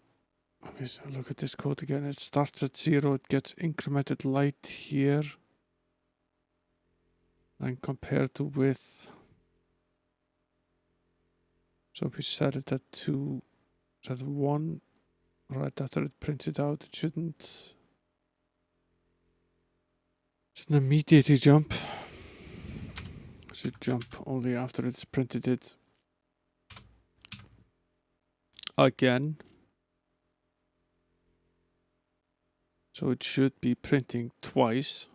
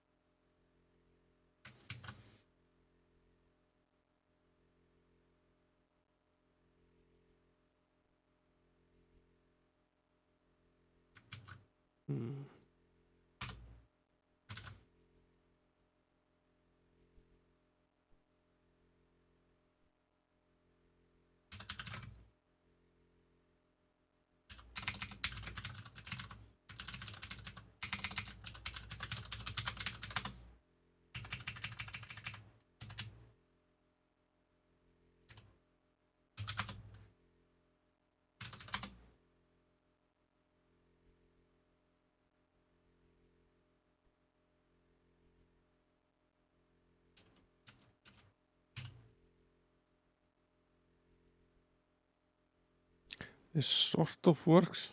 It's offset quite a bit. You can see that it's obviously reading correctly and it's printing more than it should. The width should only really be 2. It should only really be printing 2 bytes.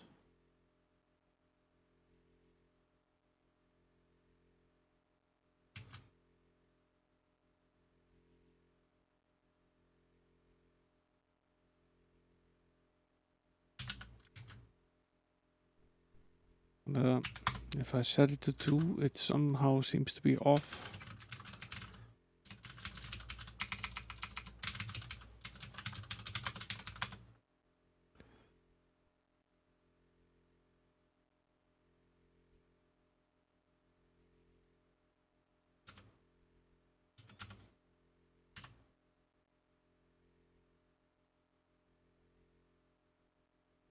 I don't understand why it does this, for example.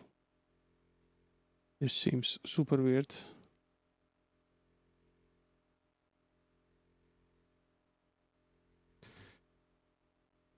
This seems super weird.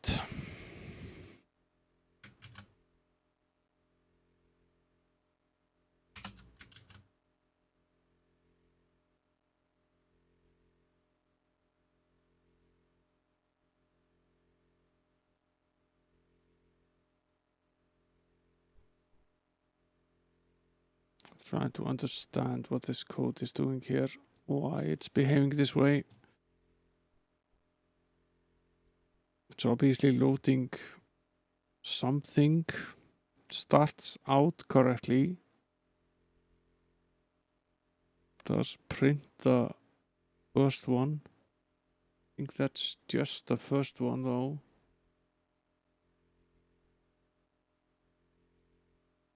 It's just the same width as this one. It's just the first character. And the character next to it should be printed right afterwards. For some reason it's not.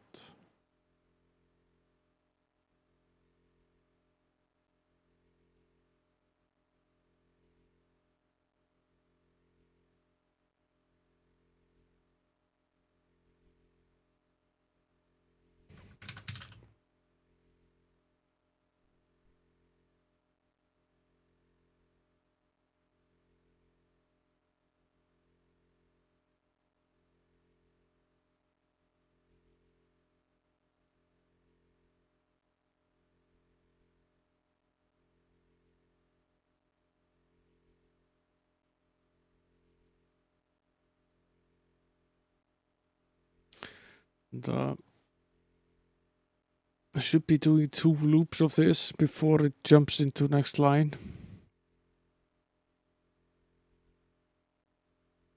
Squad C should be 0 when it enters into the loop. It should become 1 here, and it should not match with which is set to 2.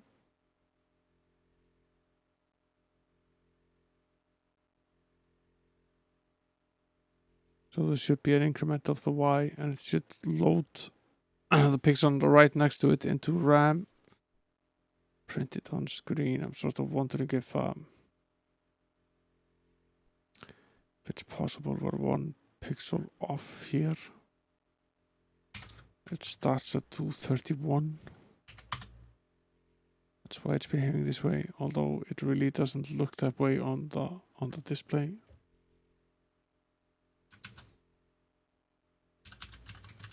I don't think that's correct either.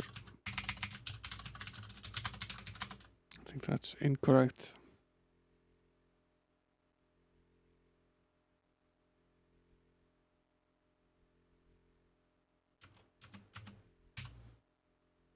Oh, maybe it's not so incorrect.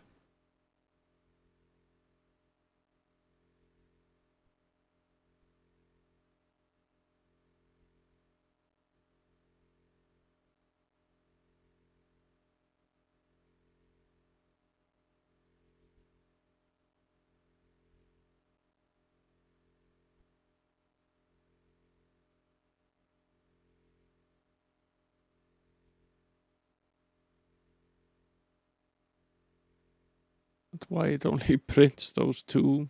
It's a valid question. I think we're still dealing with something being off in memory. We set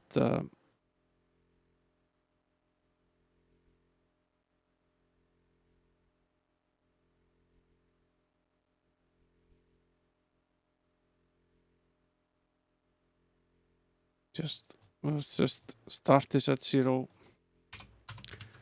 See whether everything looks okay. And move along until we find the error.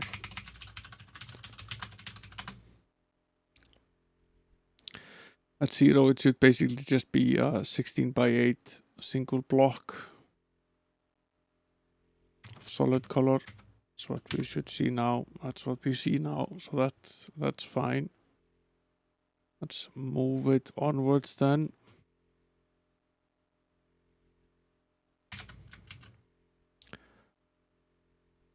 The next one should be a 24 by 0. That should be 3. I'll set the width accordingly.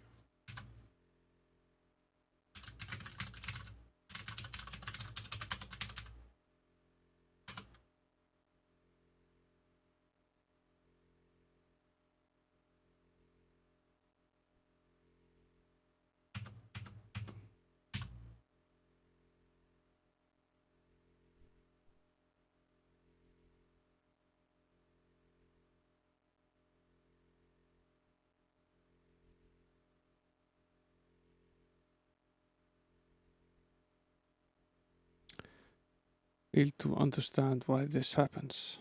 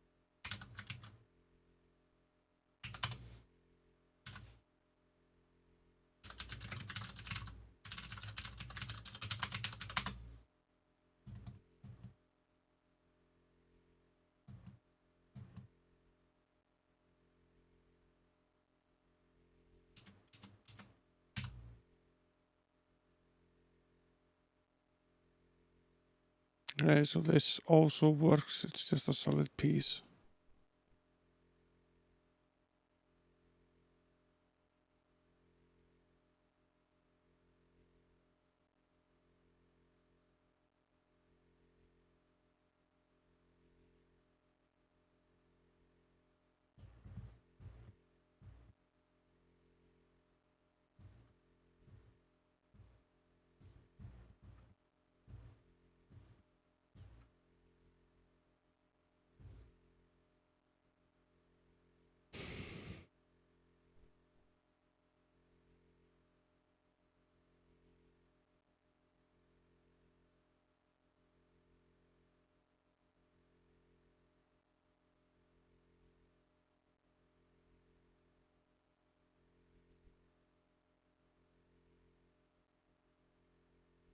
Okay.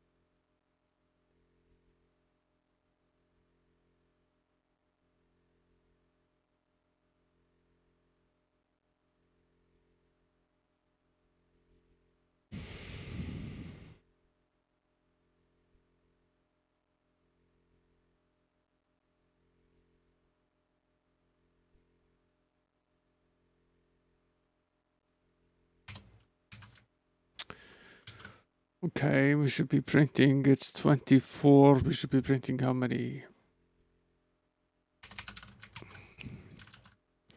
We print 24, it should all be solid, right?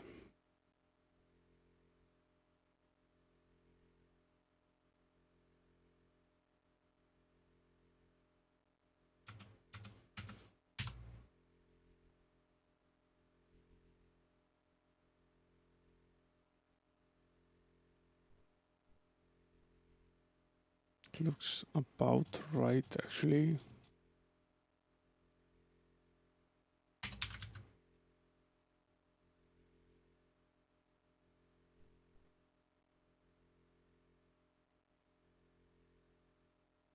Take a quick peek at how this looks in the memory map.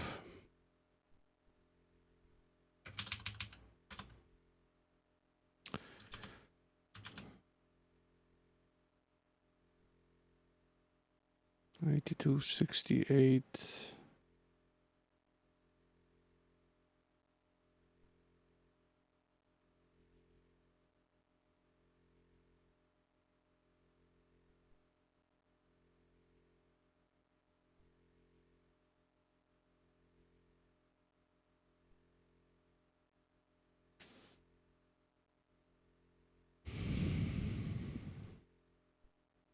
That looks fine.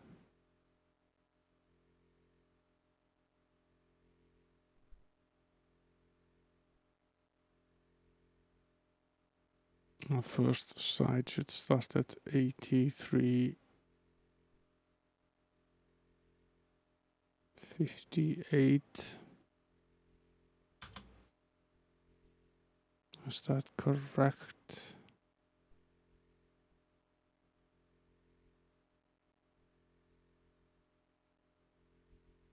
No.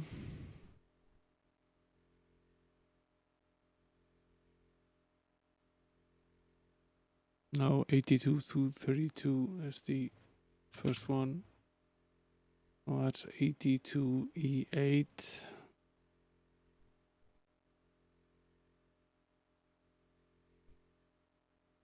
That is correct.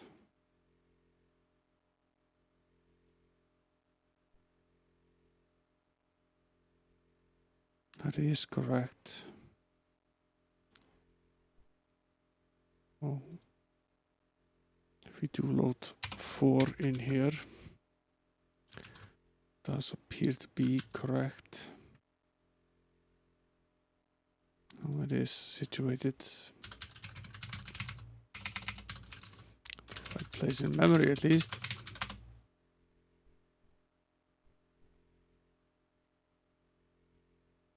What on earth are we looking at here? Why is it on this display? Why has it swapped with? It's weird.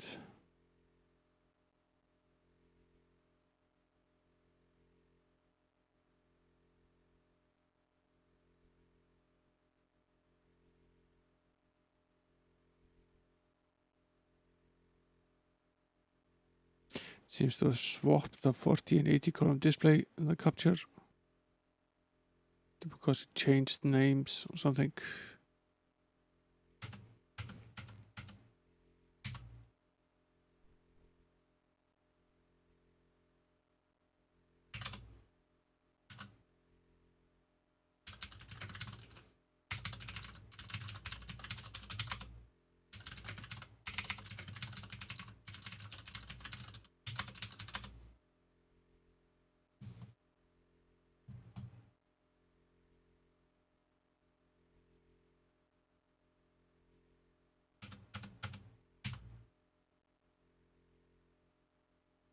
We still have this weird display here.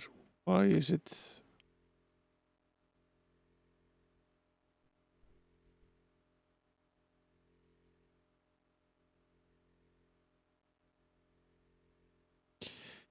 Prints the first one correctly, then it screws it up somehow. So very quickly.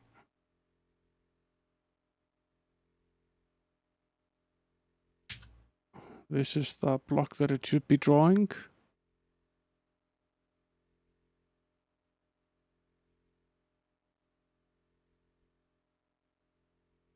You can see it's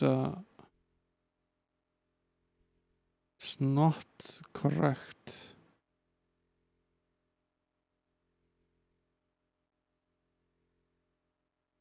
So either it's not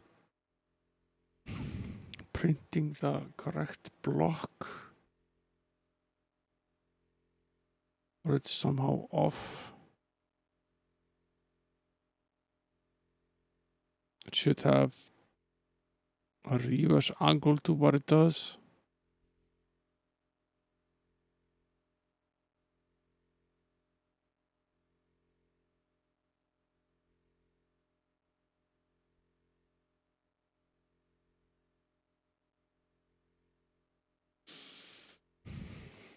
Why is that?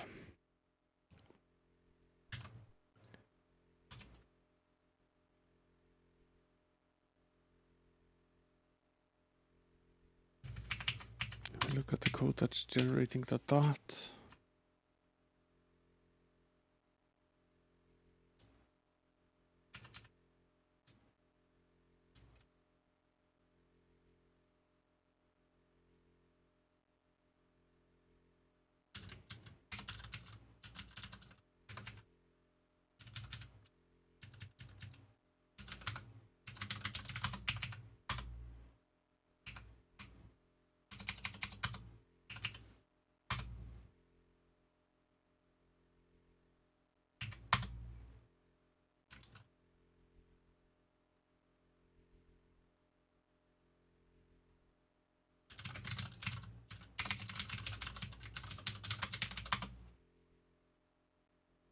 I'm wondering if this makes a difference.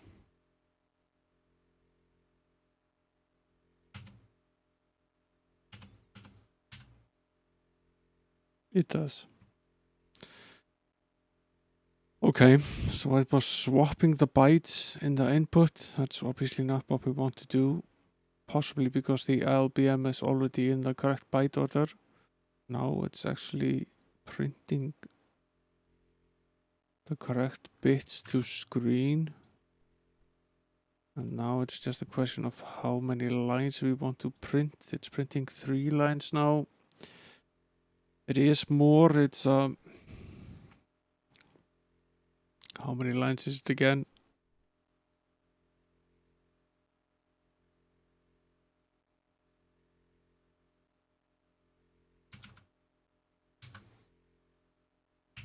I think it's 56 actually. At least the location seems to be correct. See if we can get this piece drawn.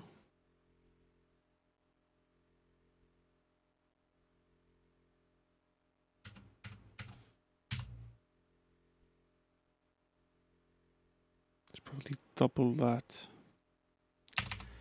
So 112, since there are 2 pixels in each line. I should then print the entire first side piece. Then let's try moving to the next one, see if we can also print that. See if the offset is correct.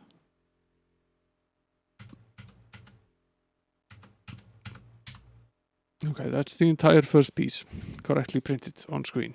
That's progress. Let's move to graphic number 5, and we're going to print it 144 times for 72 times 2. See if that works correctly.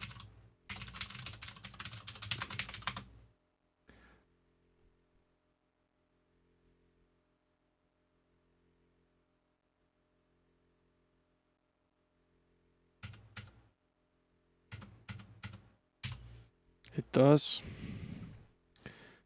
That's the second one, and the offsets on that are correct. Let's move again, then we have to change this to 4, and now we're not going to be able to print all of it. We're just going to be able to print part of it in one loop. And that's fine if it starts at the correct location, and I'm happy enough.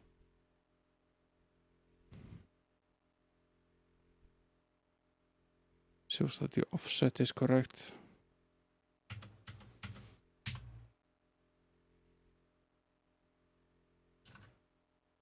It did well.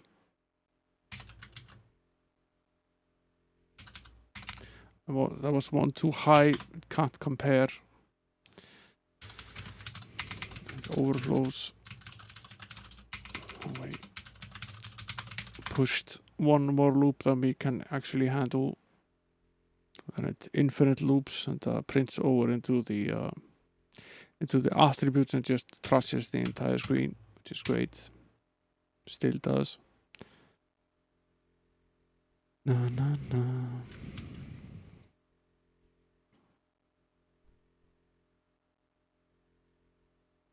Can remove this now. We need more loops.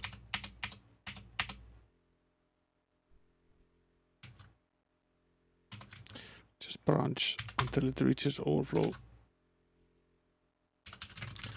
Saves a bit of cycles as well on the compare.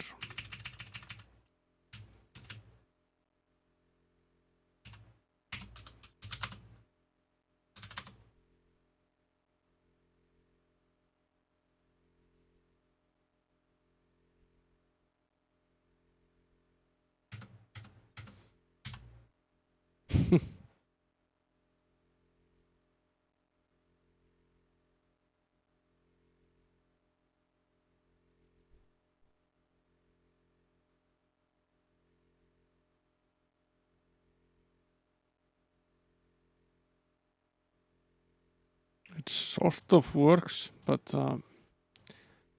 if you set the width higher, it trashes the display for some reason. Wondering why that is. If you set it as 2, it works fine. If you set it higher, it screws up.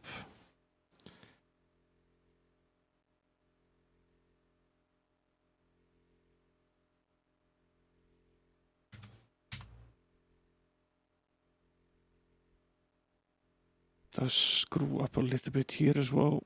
Not quite as much though.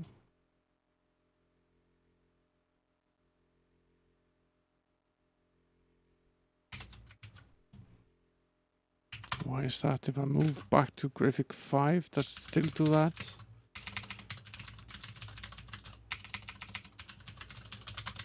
Is it just that the graphics are corrupt for this block? It's possible, I guess.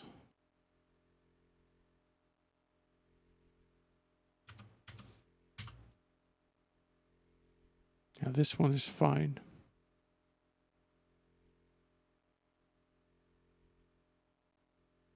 The previous block is fine.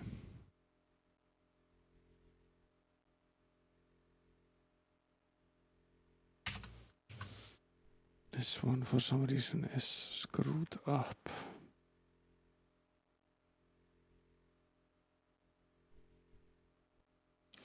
Possible that the dimensions are wrongly configured in the file.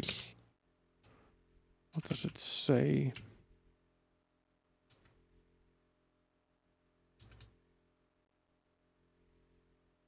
"24 by 96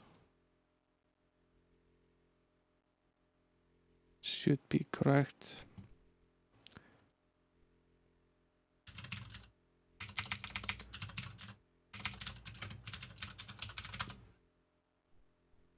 It is correct.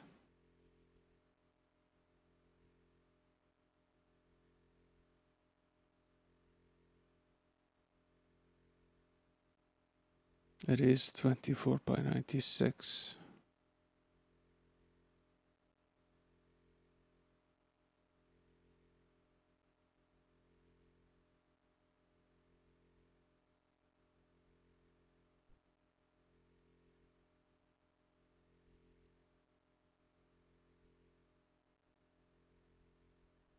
Why does it look like this then? Because it's meant to be 4 pixels wide, maybe.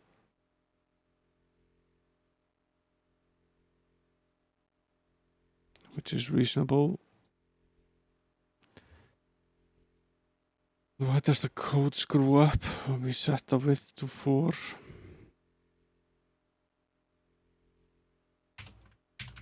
Should work fine.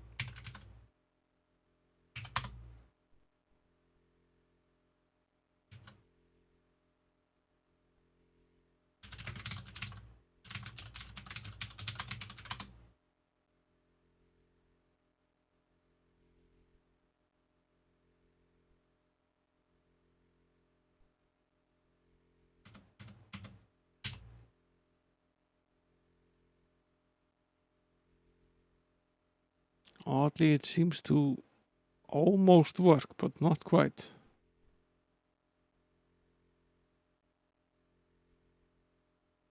It's like it's off by 1.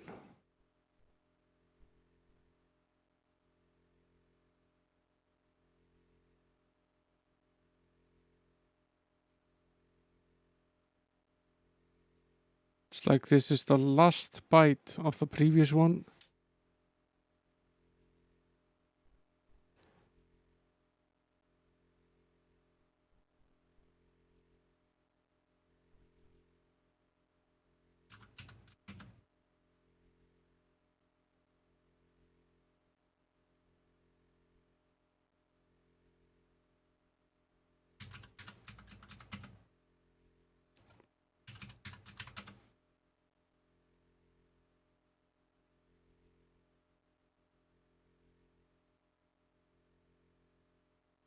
Actually more, seemingly.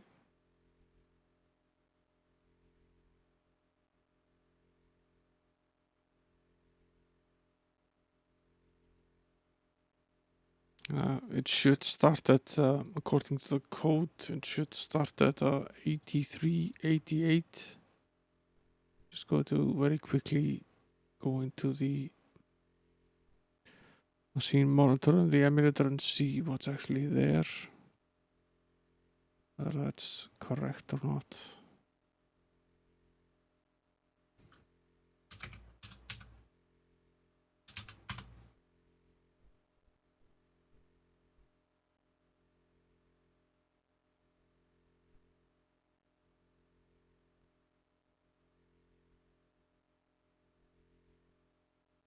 that's obviously off.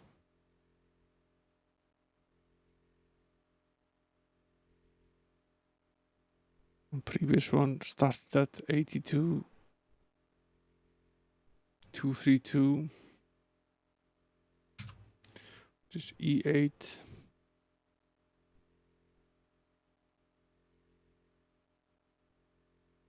That seems correct.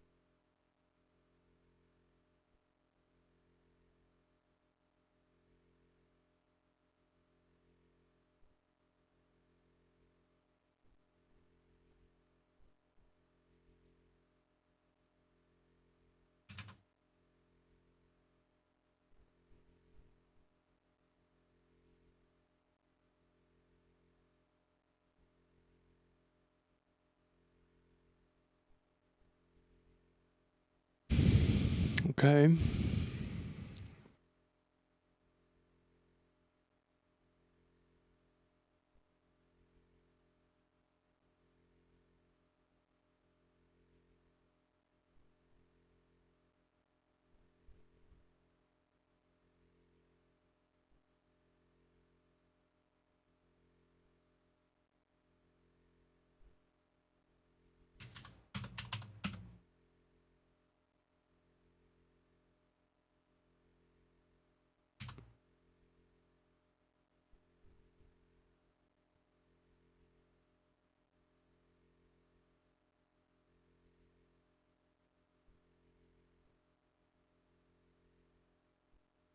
So this one at least is correct.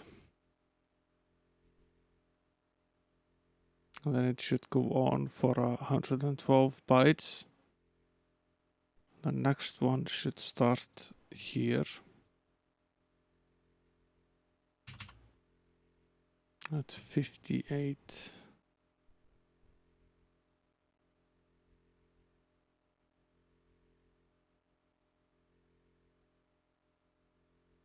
Yeah, which actually technically might be correct.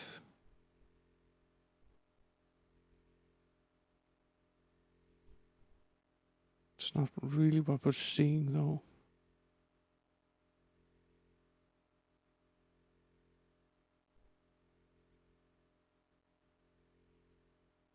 Really no way that this actually is correct though. Why is it... Does it look this way? I want to try setting the width to 2 again and see what happens with the display, whether it looks as corrupted, whether it stacks correctly, to be more exact.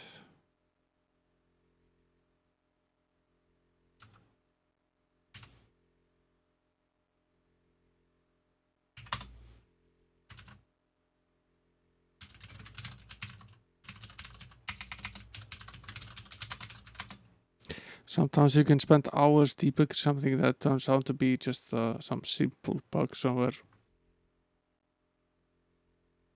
Just because you can't see what a bug is.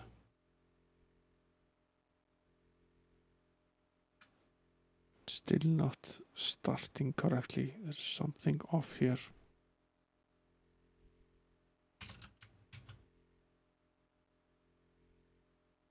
Okay, let's just assume that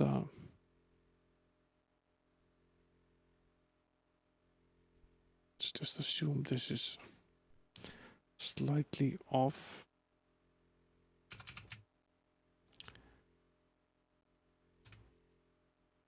56 by 16, that's correct at least.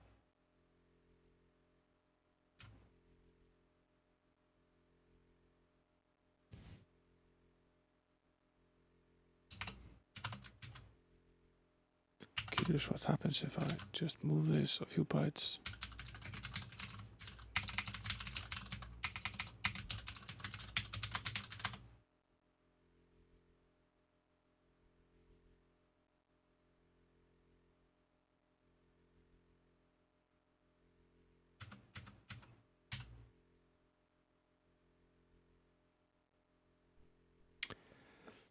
Still starts with this weird runaway pixel here at the top.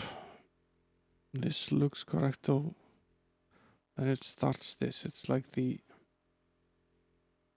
it's off by quite a few bytes actually.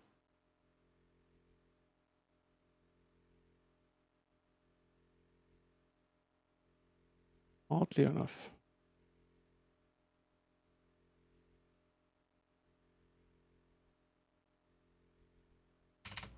Let's try upping it a bit more.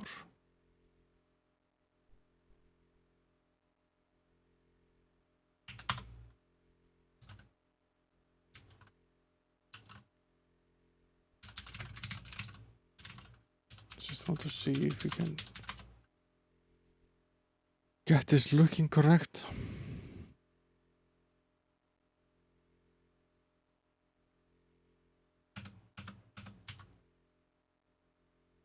Still looks exactly the same no matter what I set this to. Why is that?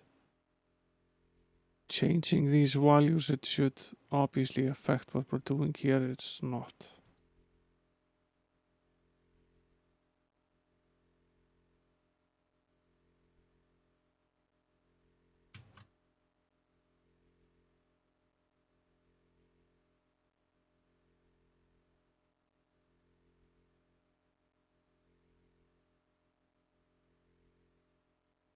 Because we're changing the wrong one, right?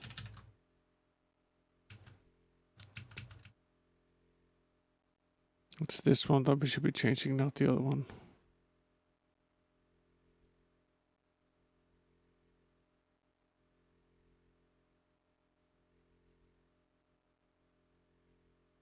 This one's set to 72 times 16.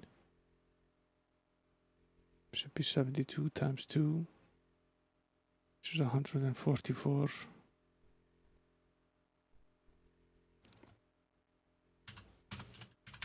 Should end up here. It's not really there, is it?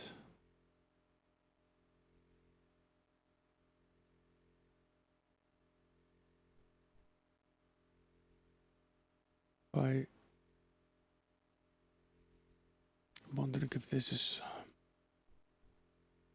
It's possible that we have the...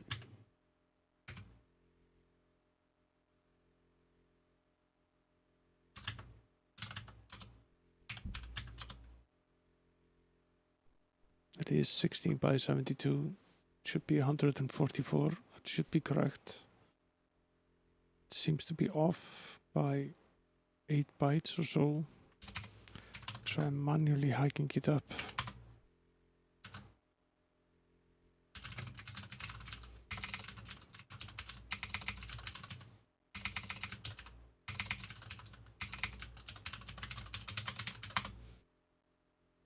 There's something fishy about this.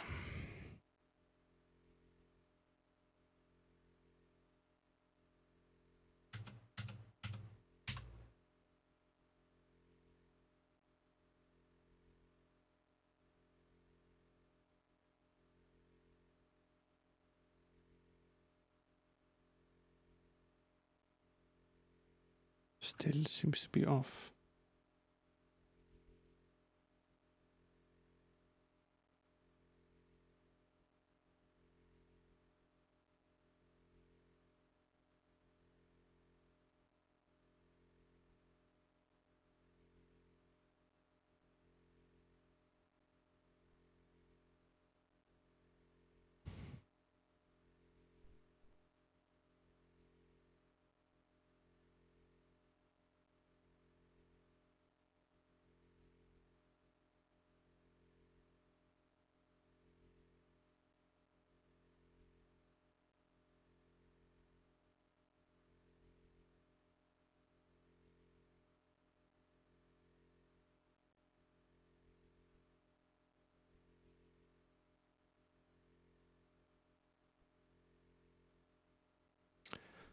we can safely agree that we're not quite at the start of the block yet.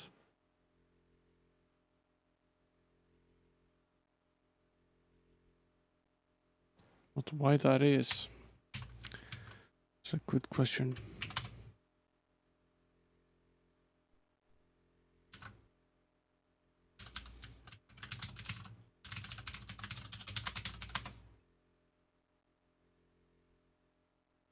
All the other offsets seem correct. It's only this one where things start to go wrong for some reason.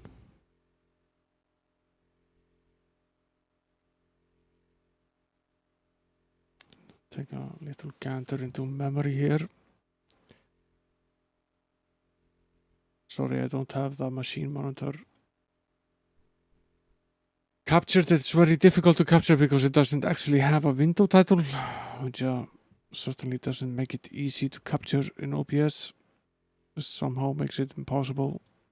OBS really needs the title, which is sort of annoying sometimes because with the emulator, for example, the window title tends to change and it can move around and it can cause all sorts of havoc. In case of the monitor, it's just nearly impossible to capture without capturing the entire screen somehow, which wouldn't work very well.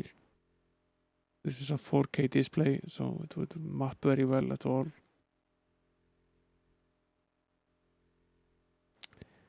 Now let's see what's actually in the locations. At this should be at a.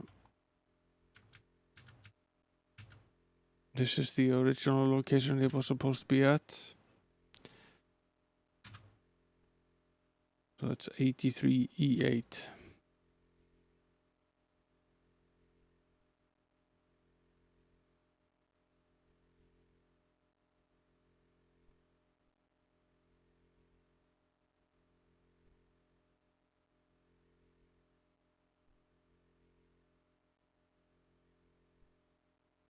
It could be true.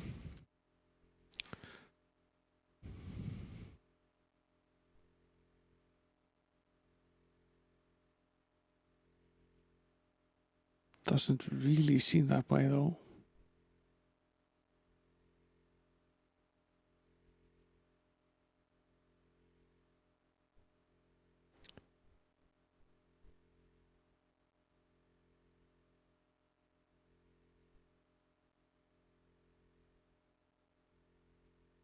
Go back to 5.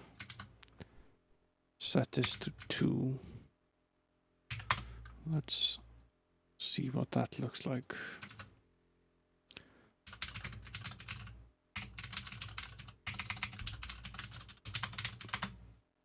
Check whether those offsets are actually correct again. I think we already tried this, but just to make absolutely sure. That looks right. That looks perfect. Hey there, bloody cactus, welcome in. That looks right, and then we don't need this many loops. We restore that code again.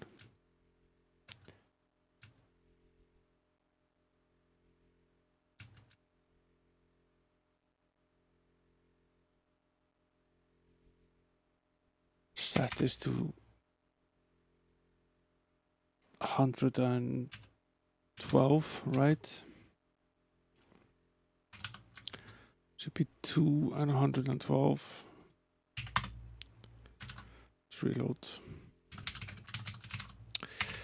We're making the first attempt at drawing the pseudo 3D view, and we're dealing with some sort of weird bug with a memory offset of the assets in memory right now.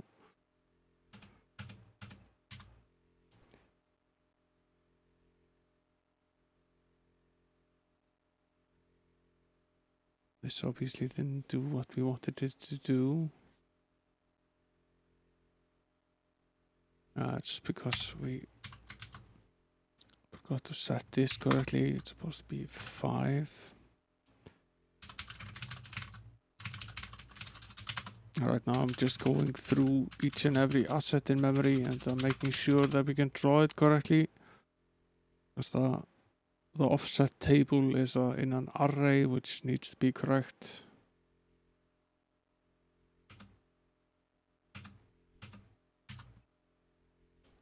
Actually, it's mind-bogglingly boring to do this in this Z64K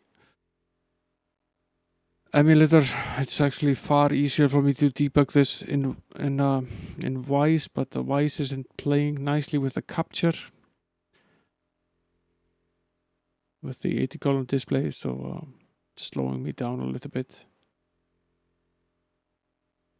It's actually the quickest on the Mac. I can just command A and select the file, and it will just load and it will warp the load and run it automatically.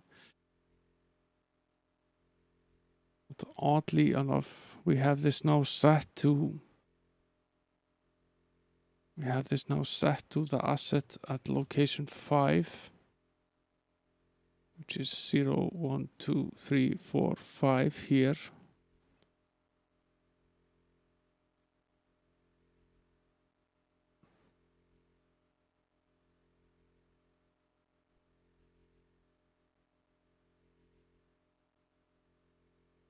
That should be 144, right? So if we make it print 144 bytes, we should see the entire clip.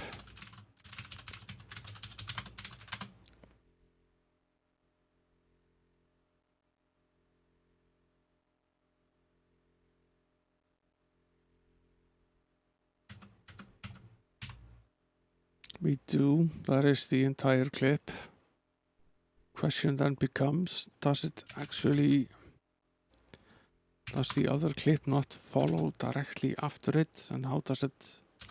It will obviously look wrong because it's twice the width.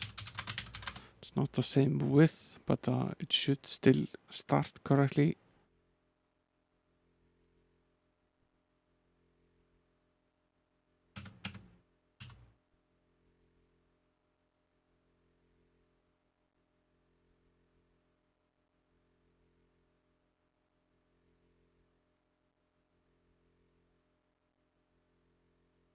Now there is something very weird about the one that follows, even if it is the wrong width, it still looks a little bit off somehow. Obviously,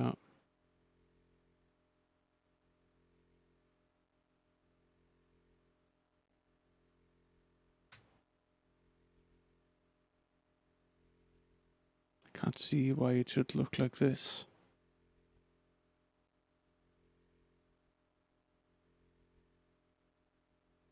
This looks okay.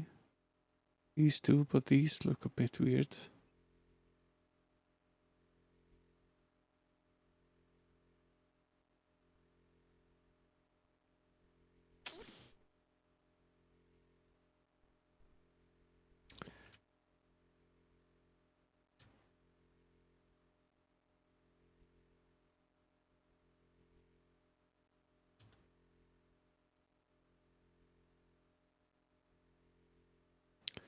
Okay. Let's increase this, set this like this, see how it looks.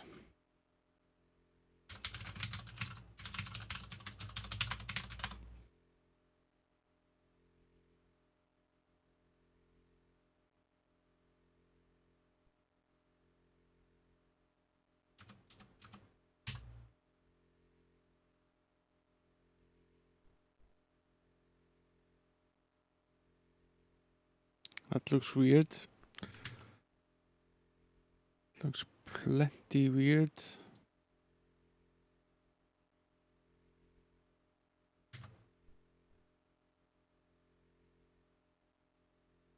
Sort of looks okay to start and then somehow screws up.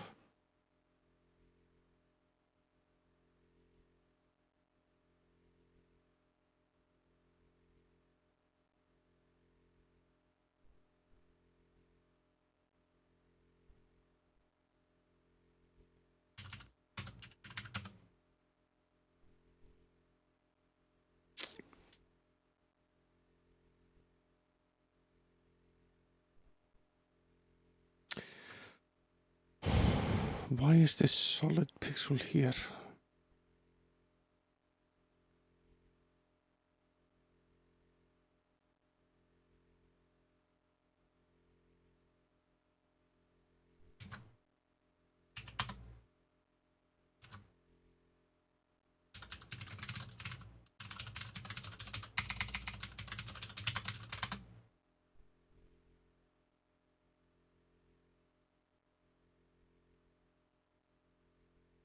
Ru.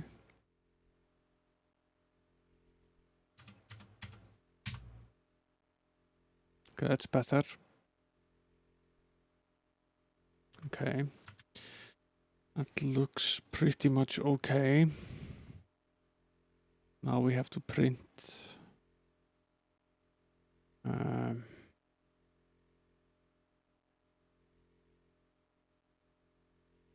How many is it? Probably more than we can actually print. It's 24 by 96.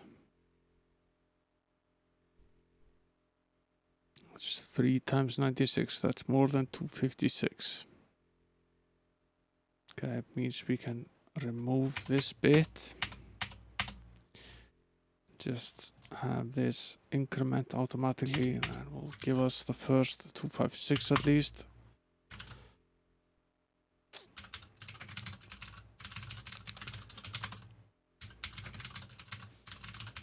And then we need a few more.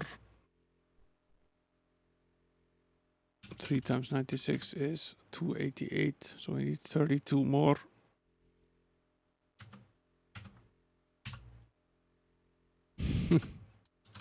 That worked well.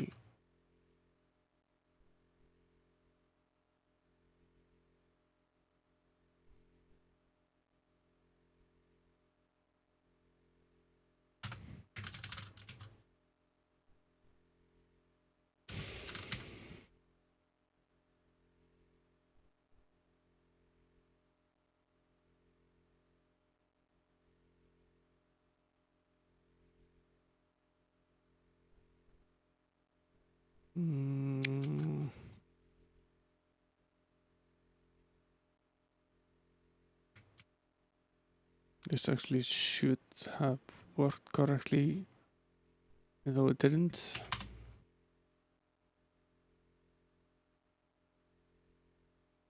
Let's try it again.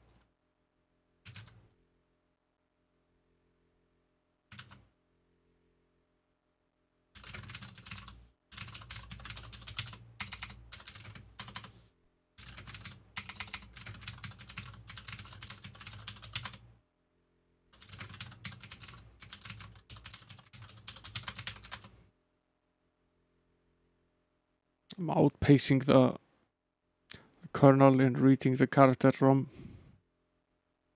I type faster than the C64 wants me to.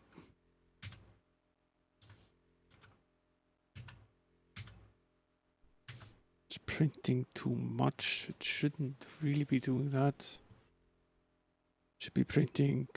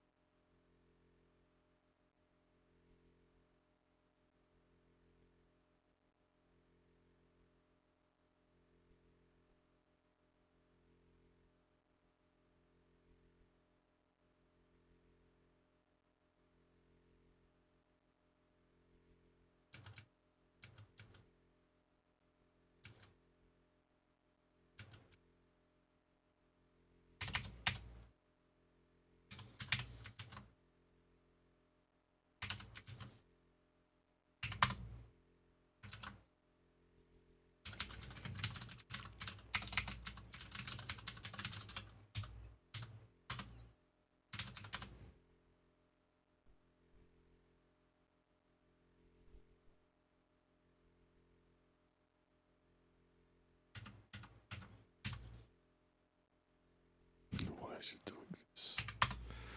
Why is it doing that?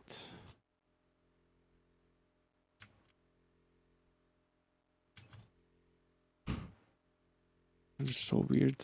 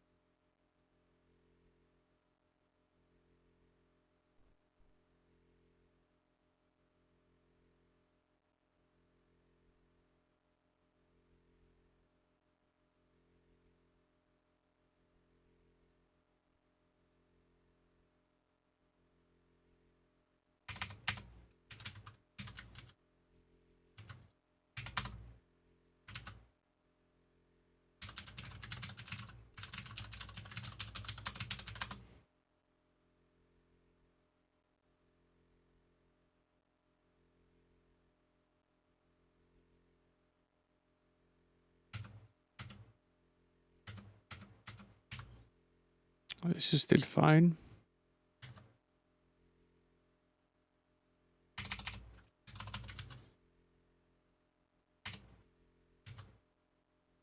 It's just missing the bottom, which is reasonable. But should be more bytes though. Should be higher.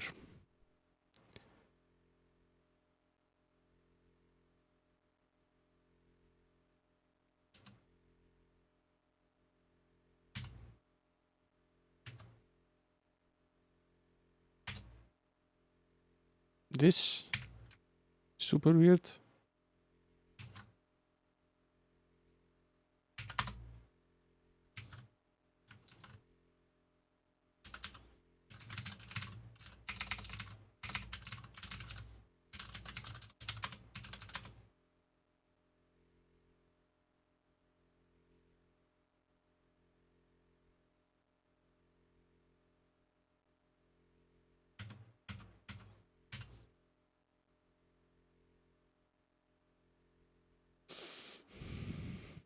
This is still okay.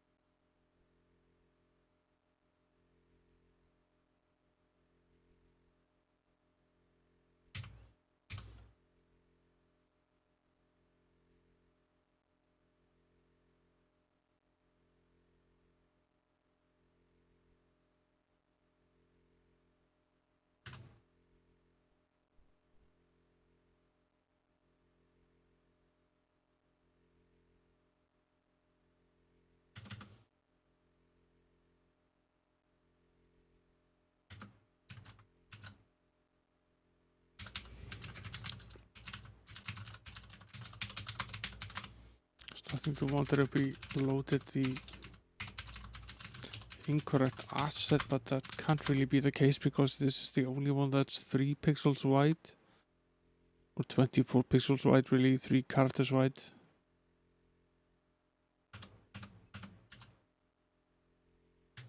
So that's what happens if we do 207 loops.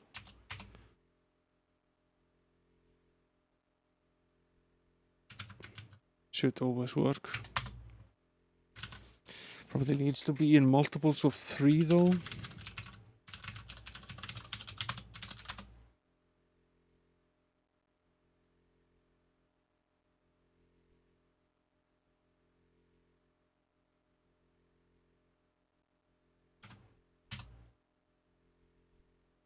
Okay, it's 216, 222.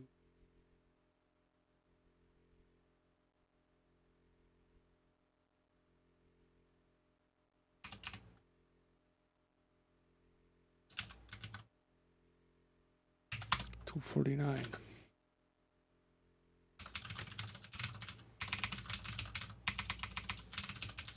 That might be the issue.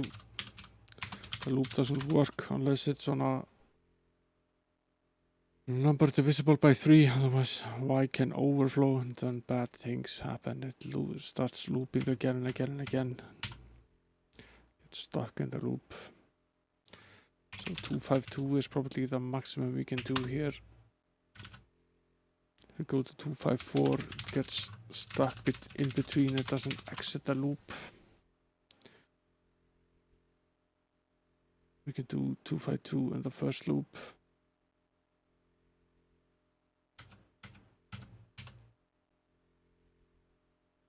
Yeah, and then we can do the rest in the loop that follows.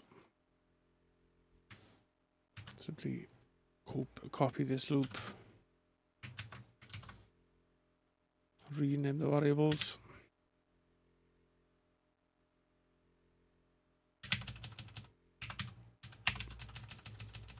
Let's calculate how much more we need. I have to reset these variables as well before we loop again.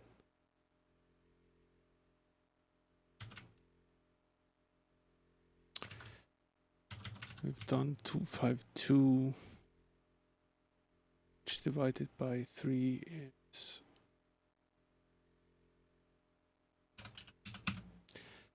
done 84 out of the 96, so we have 12 left. 12 times 3 is 36. That's what this needs to be.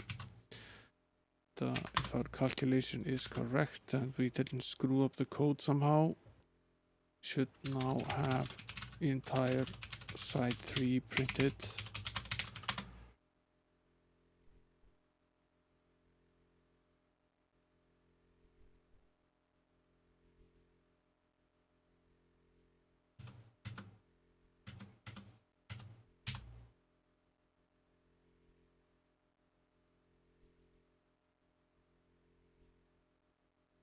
That would be an infinite loop. Looks great. Let's just leave the game like this.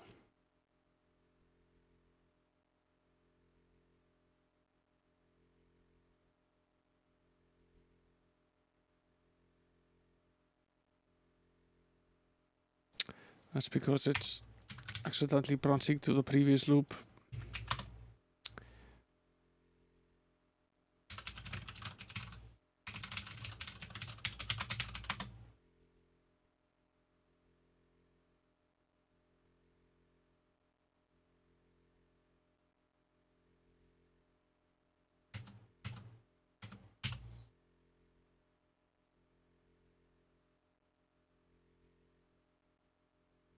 That's weird.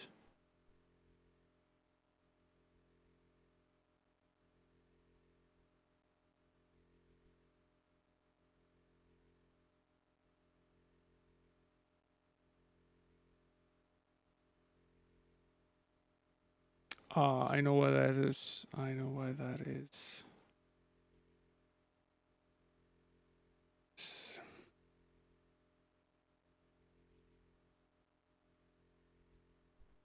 Can we do...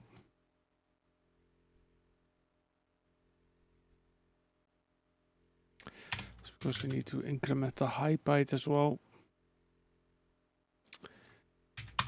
I wonder if we can get away with doing what I'm trying to do now. Because if we can increment it by 1. Don't have to play with the low byte. Sort of works, yes. Maybe we'll get away with that. In between loop 1 and 2, we'll load gravity pointer plus 1 into X, increment it by 1 and store it again.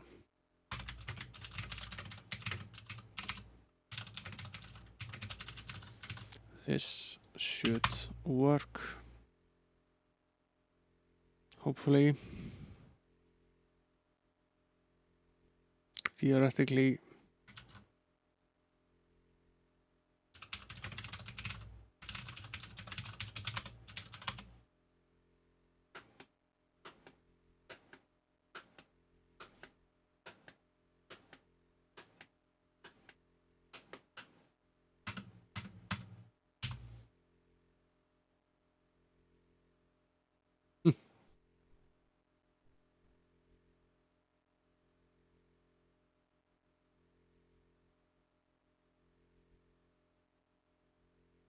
Sort of worked. What happened here?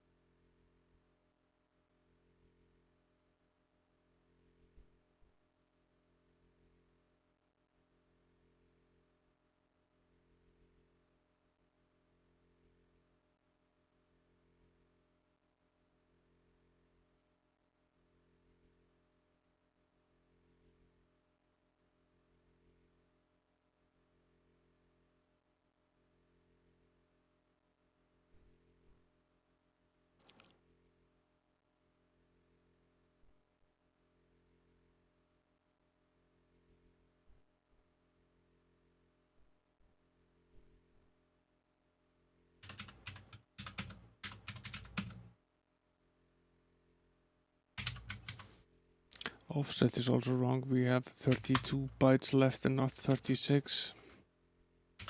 And we overprinted a few bytes.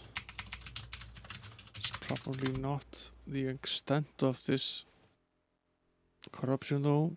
It's probably something else as well.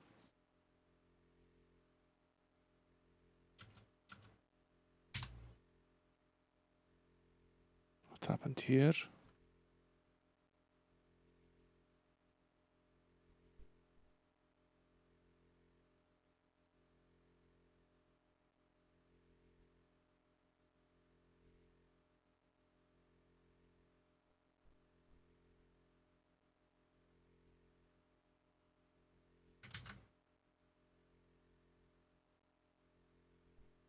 Resetting Y here. This is at 255, so that should be an entire I byte.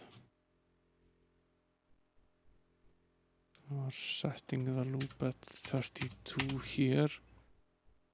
It's not uneven.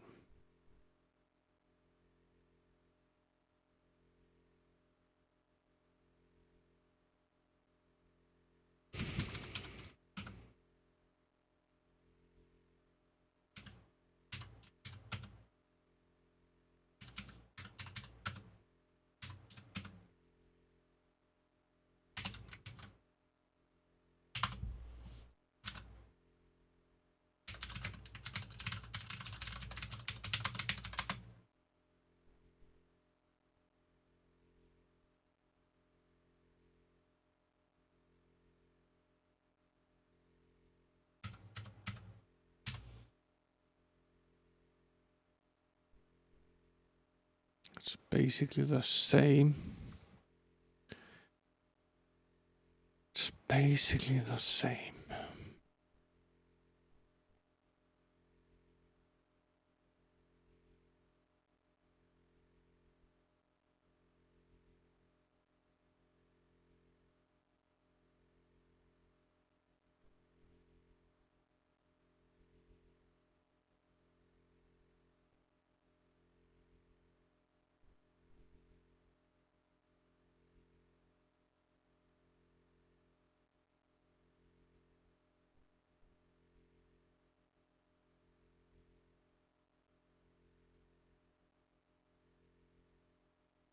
I somewhat fail to understand exactly what that garbage is.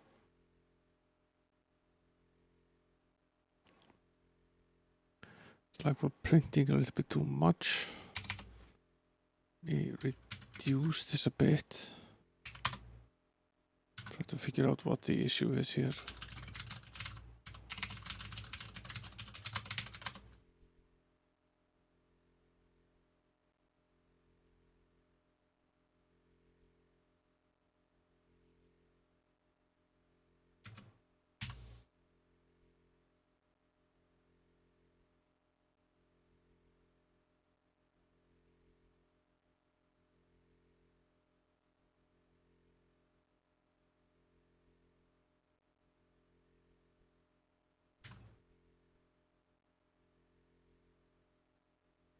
This obviously isn't working very well.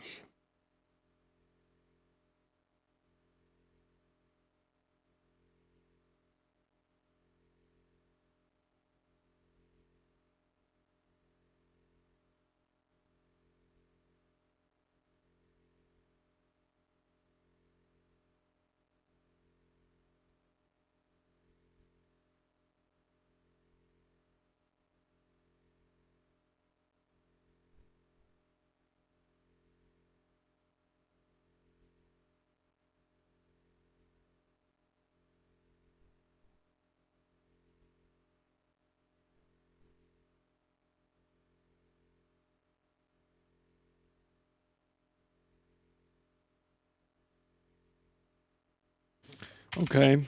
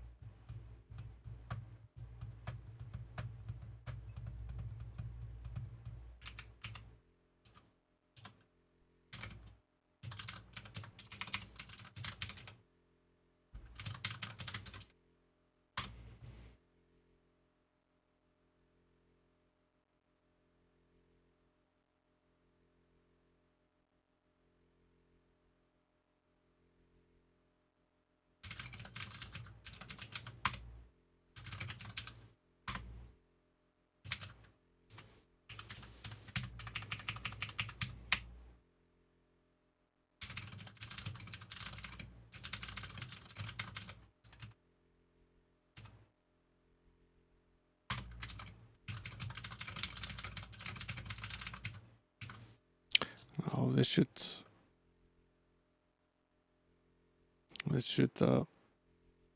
here we're just taking the y value and adding it to the pointer. And if needed, we'll get the carry as well and add it to the high byte. This should, at least in all cases, be safe. See if this helps.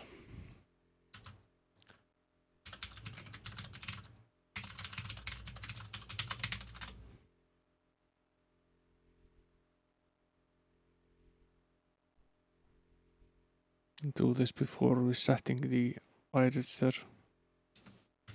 Should just start at the same location, still doing this. Wonder why that is.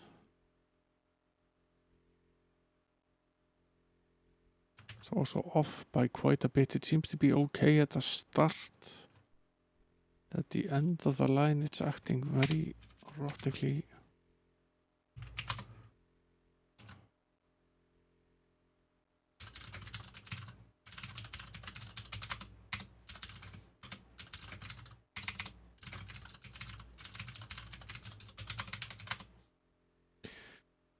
The first 2 pixels look fine. It's the last one that is off somehow.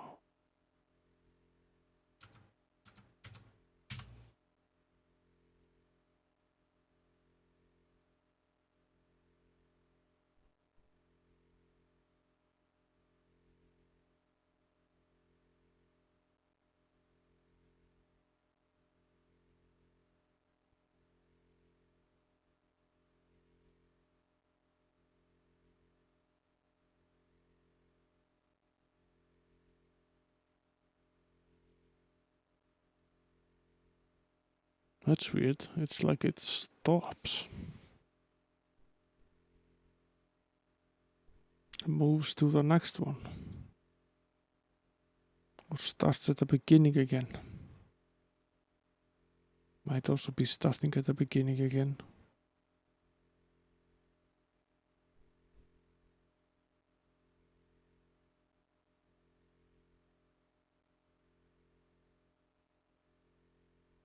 Is that because Y is overflowing here? We've already incremented it after, yeah, that might be why.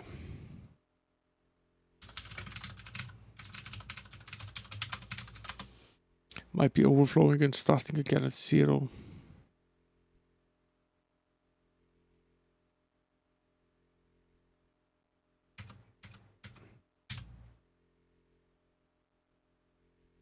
Still doing this.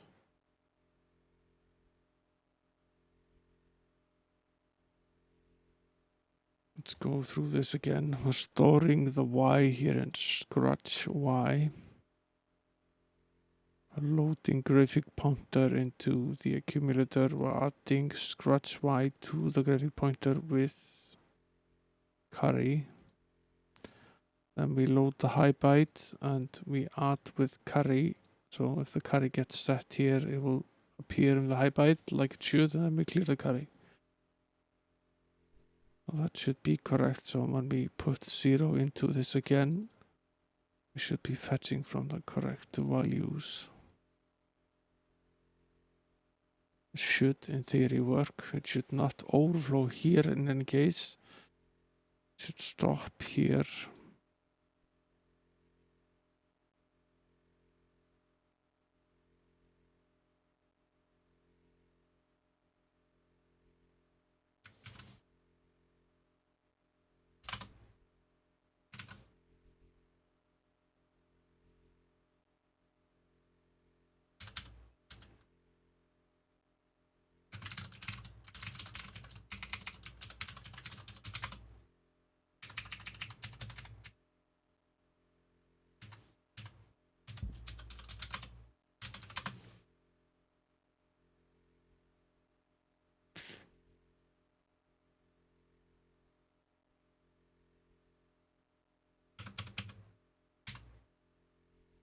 It's still just continuing. Let's start again. It's not changing the address at all. So it's like the art with curry does absolutely nothing. Why is that? Are we perhaps forgetting to store the value? Might be. Yeah, we are.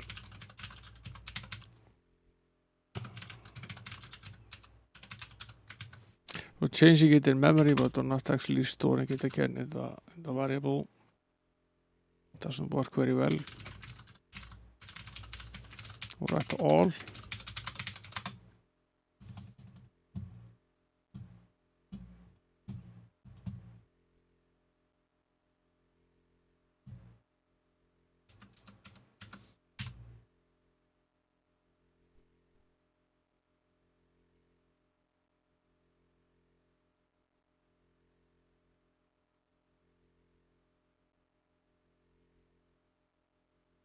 This is so weird. Why is this happening?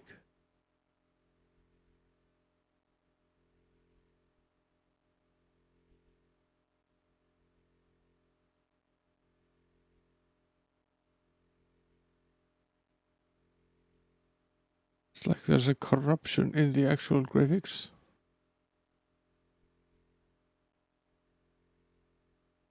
Tempting to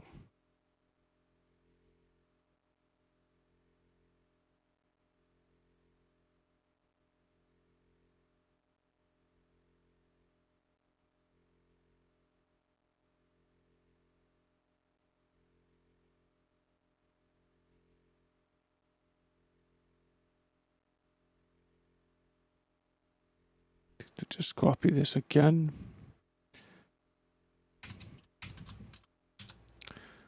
Save it again.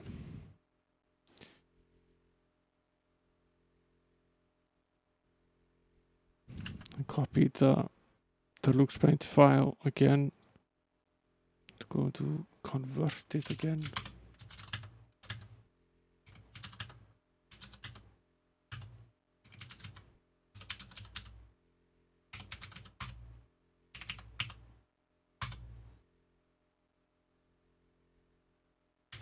Let's see what it actually looks like in bits. This looks fine. This looks fine as well. Looks correct when you're looking at it like this. It appears to be correctly formatted here. Let me jump into the... You see the 255 should be the solid pixel. Well, that's not what we're looking at on the screen at all. Looks like there's some sort of junk in the...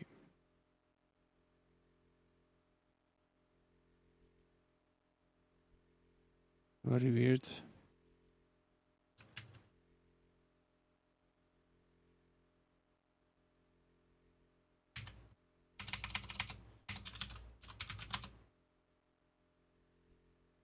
Maybe it's fixed now.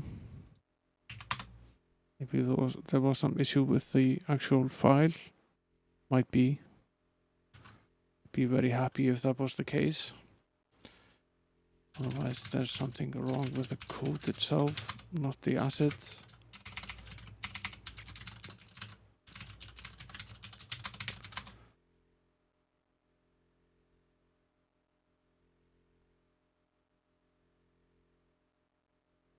I have a feeling that's the case, but the code is broken.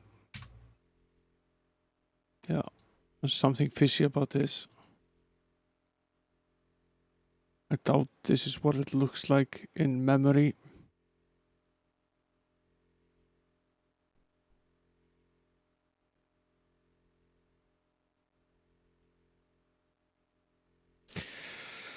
Because there's no way that it's just writing whatever is in the file, and it's printing out everything that it's written into the file, and if the file looks correct, I don't see how it could be screwing this up.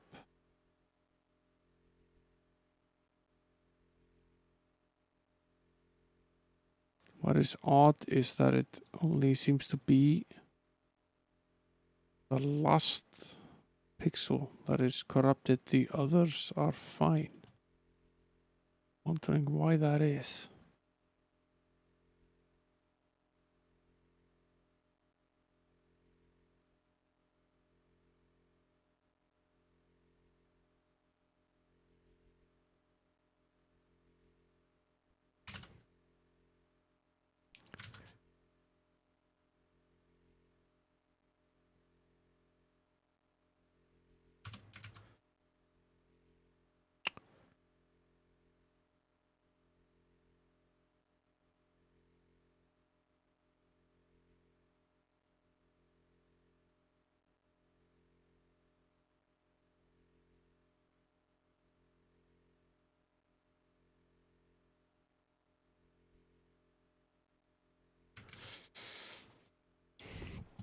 One more attempt at this, and then we'll leave this for the night.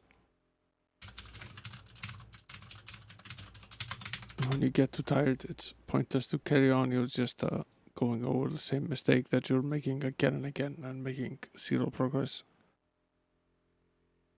Better to step away, come back. Something broken about this that I need to fix. At least we have 3 of the sides largely loaded, and then it's just a question of finding the 4th and placing them in the correct order and so on. I'll continue working on this offline. We might do another stream on Friday, depending on how far I've gotten with this, to see where we are then. I was hoping to have a little bit more to show after the stream, but it is what it is. It's, I won't bother with the raid. There are only 4 of you in here. I'll just end the stream. Thanks for coming in, guys. Always a pleasure to have you in here.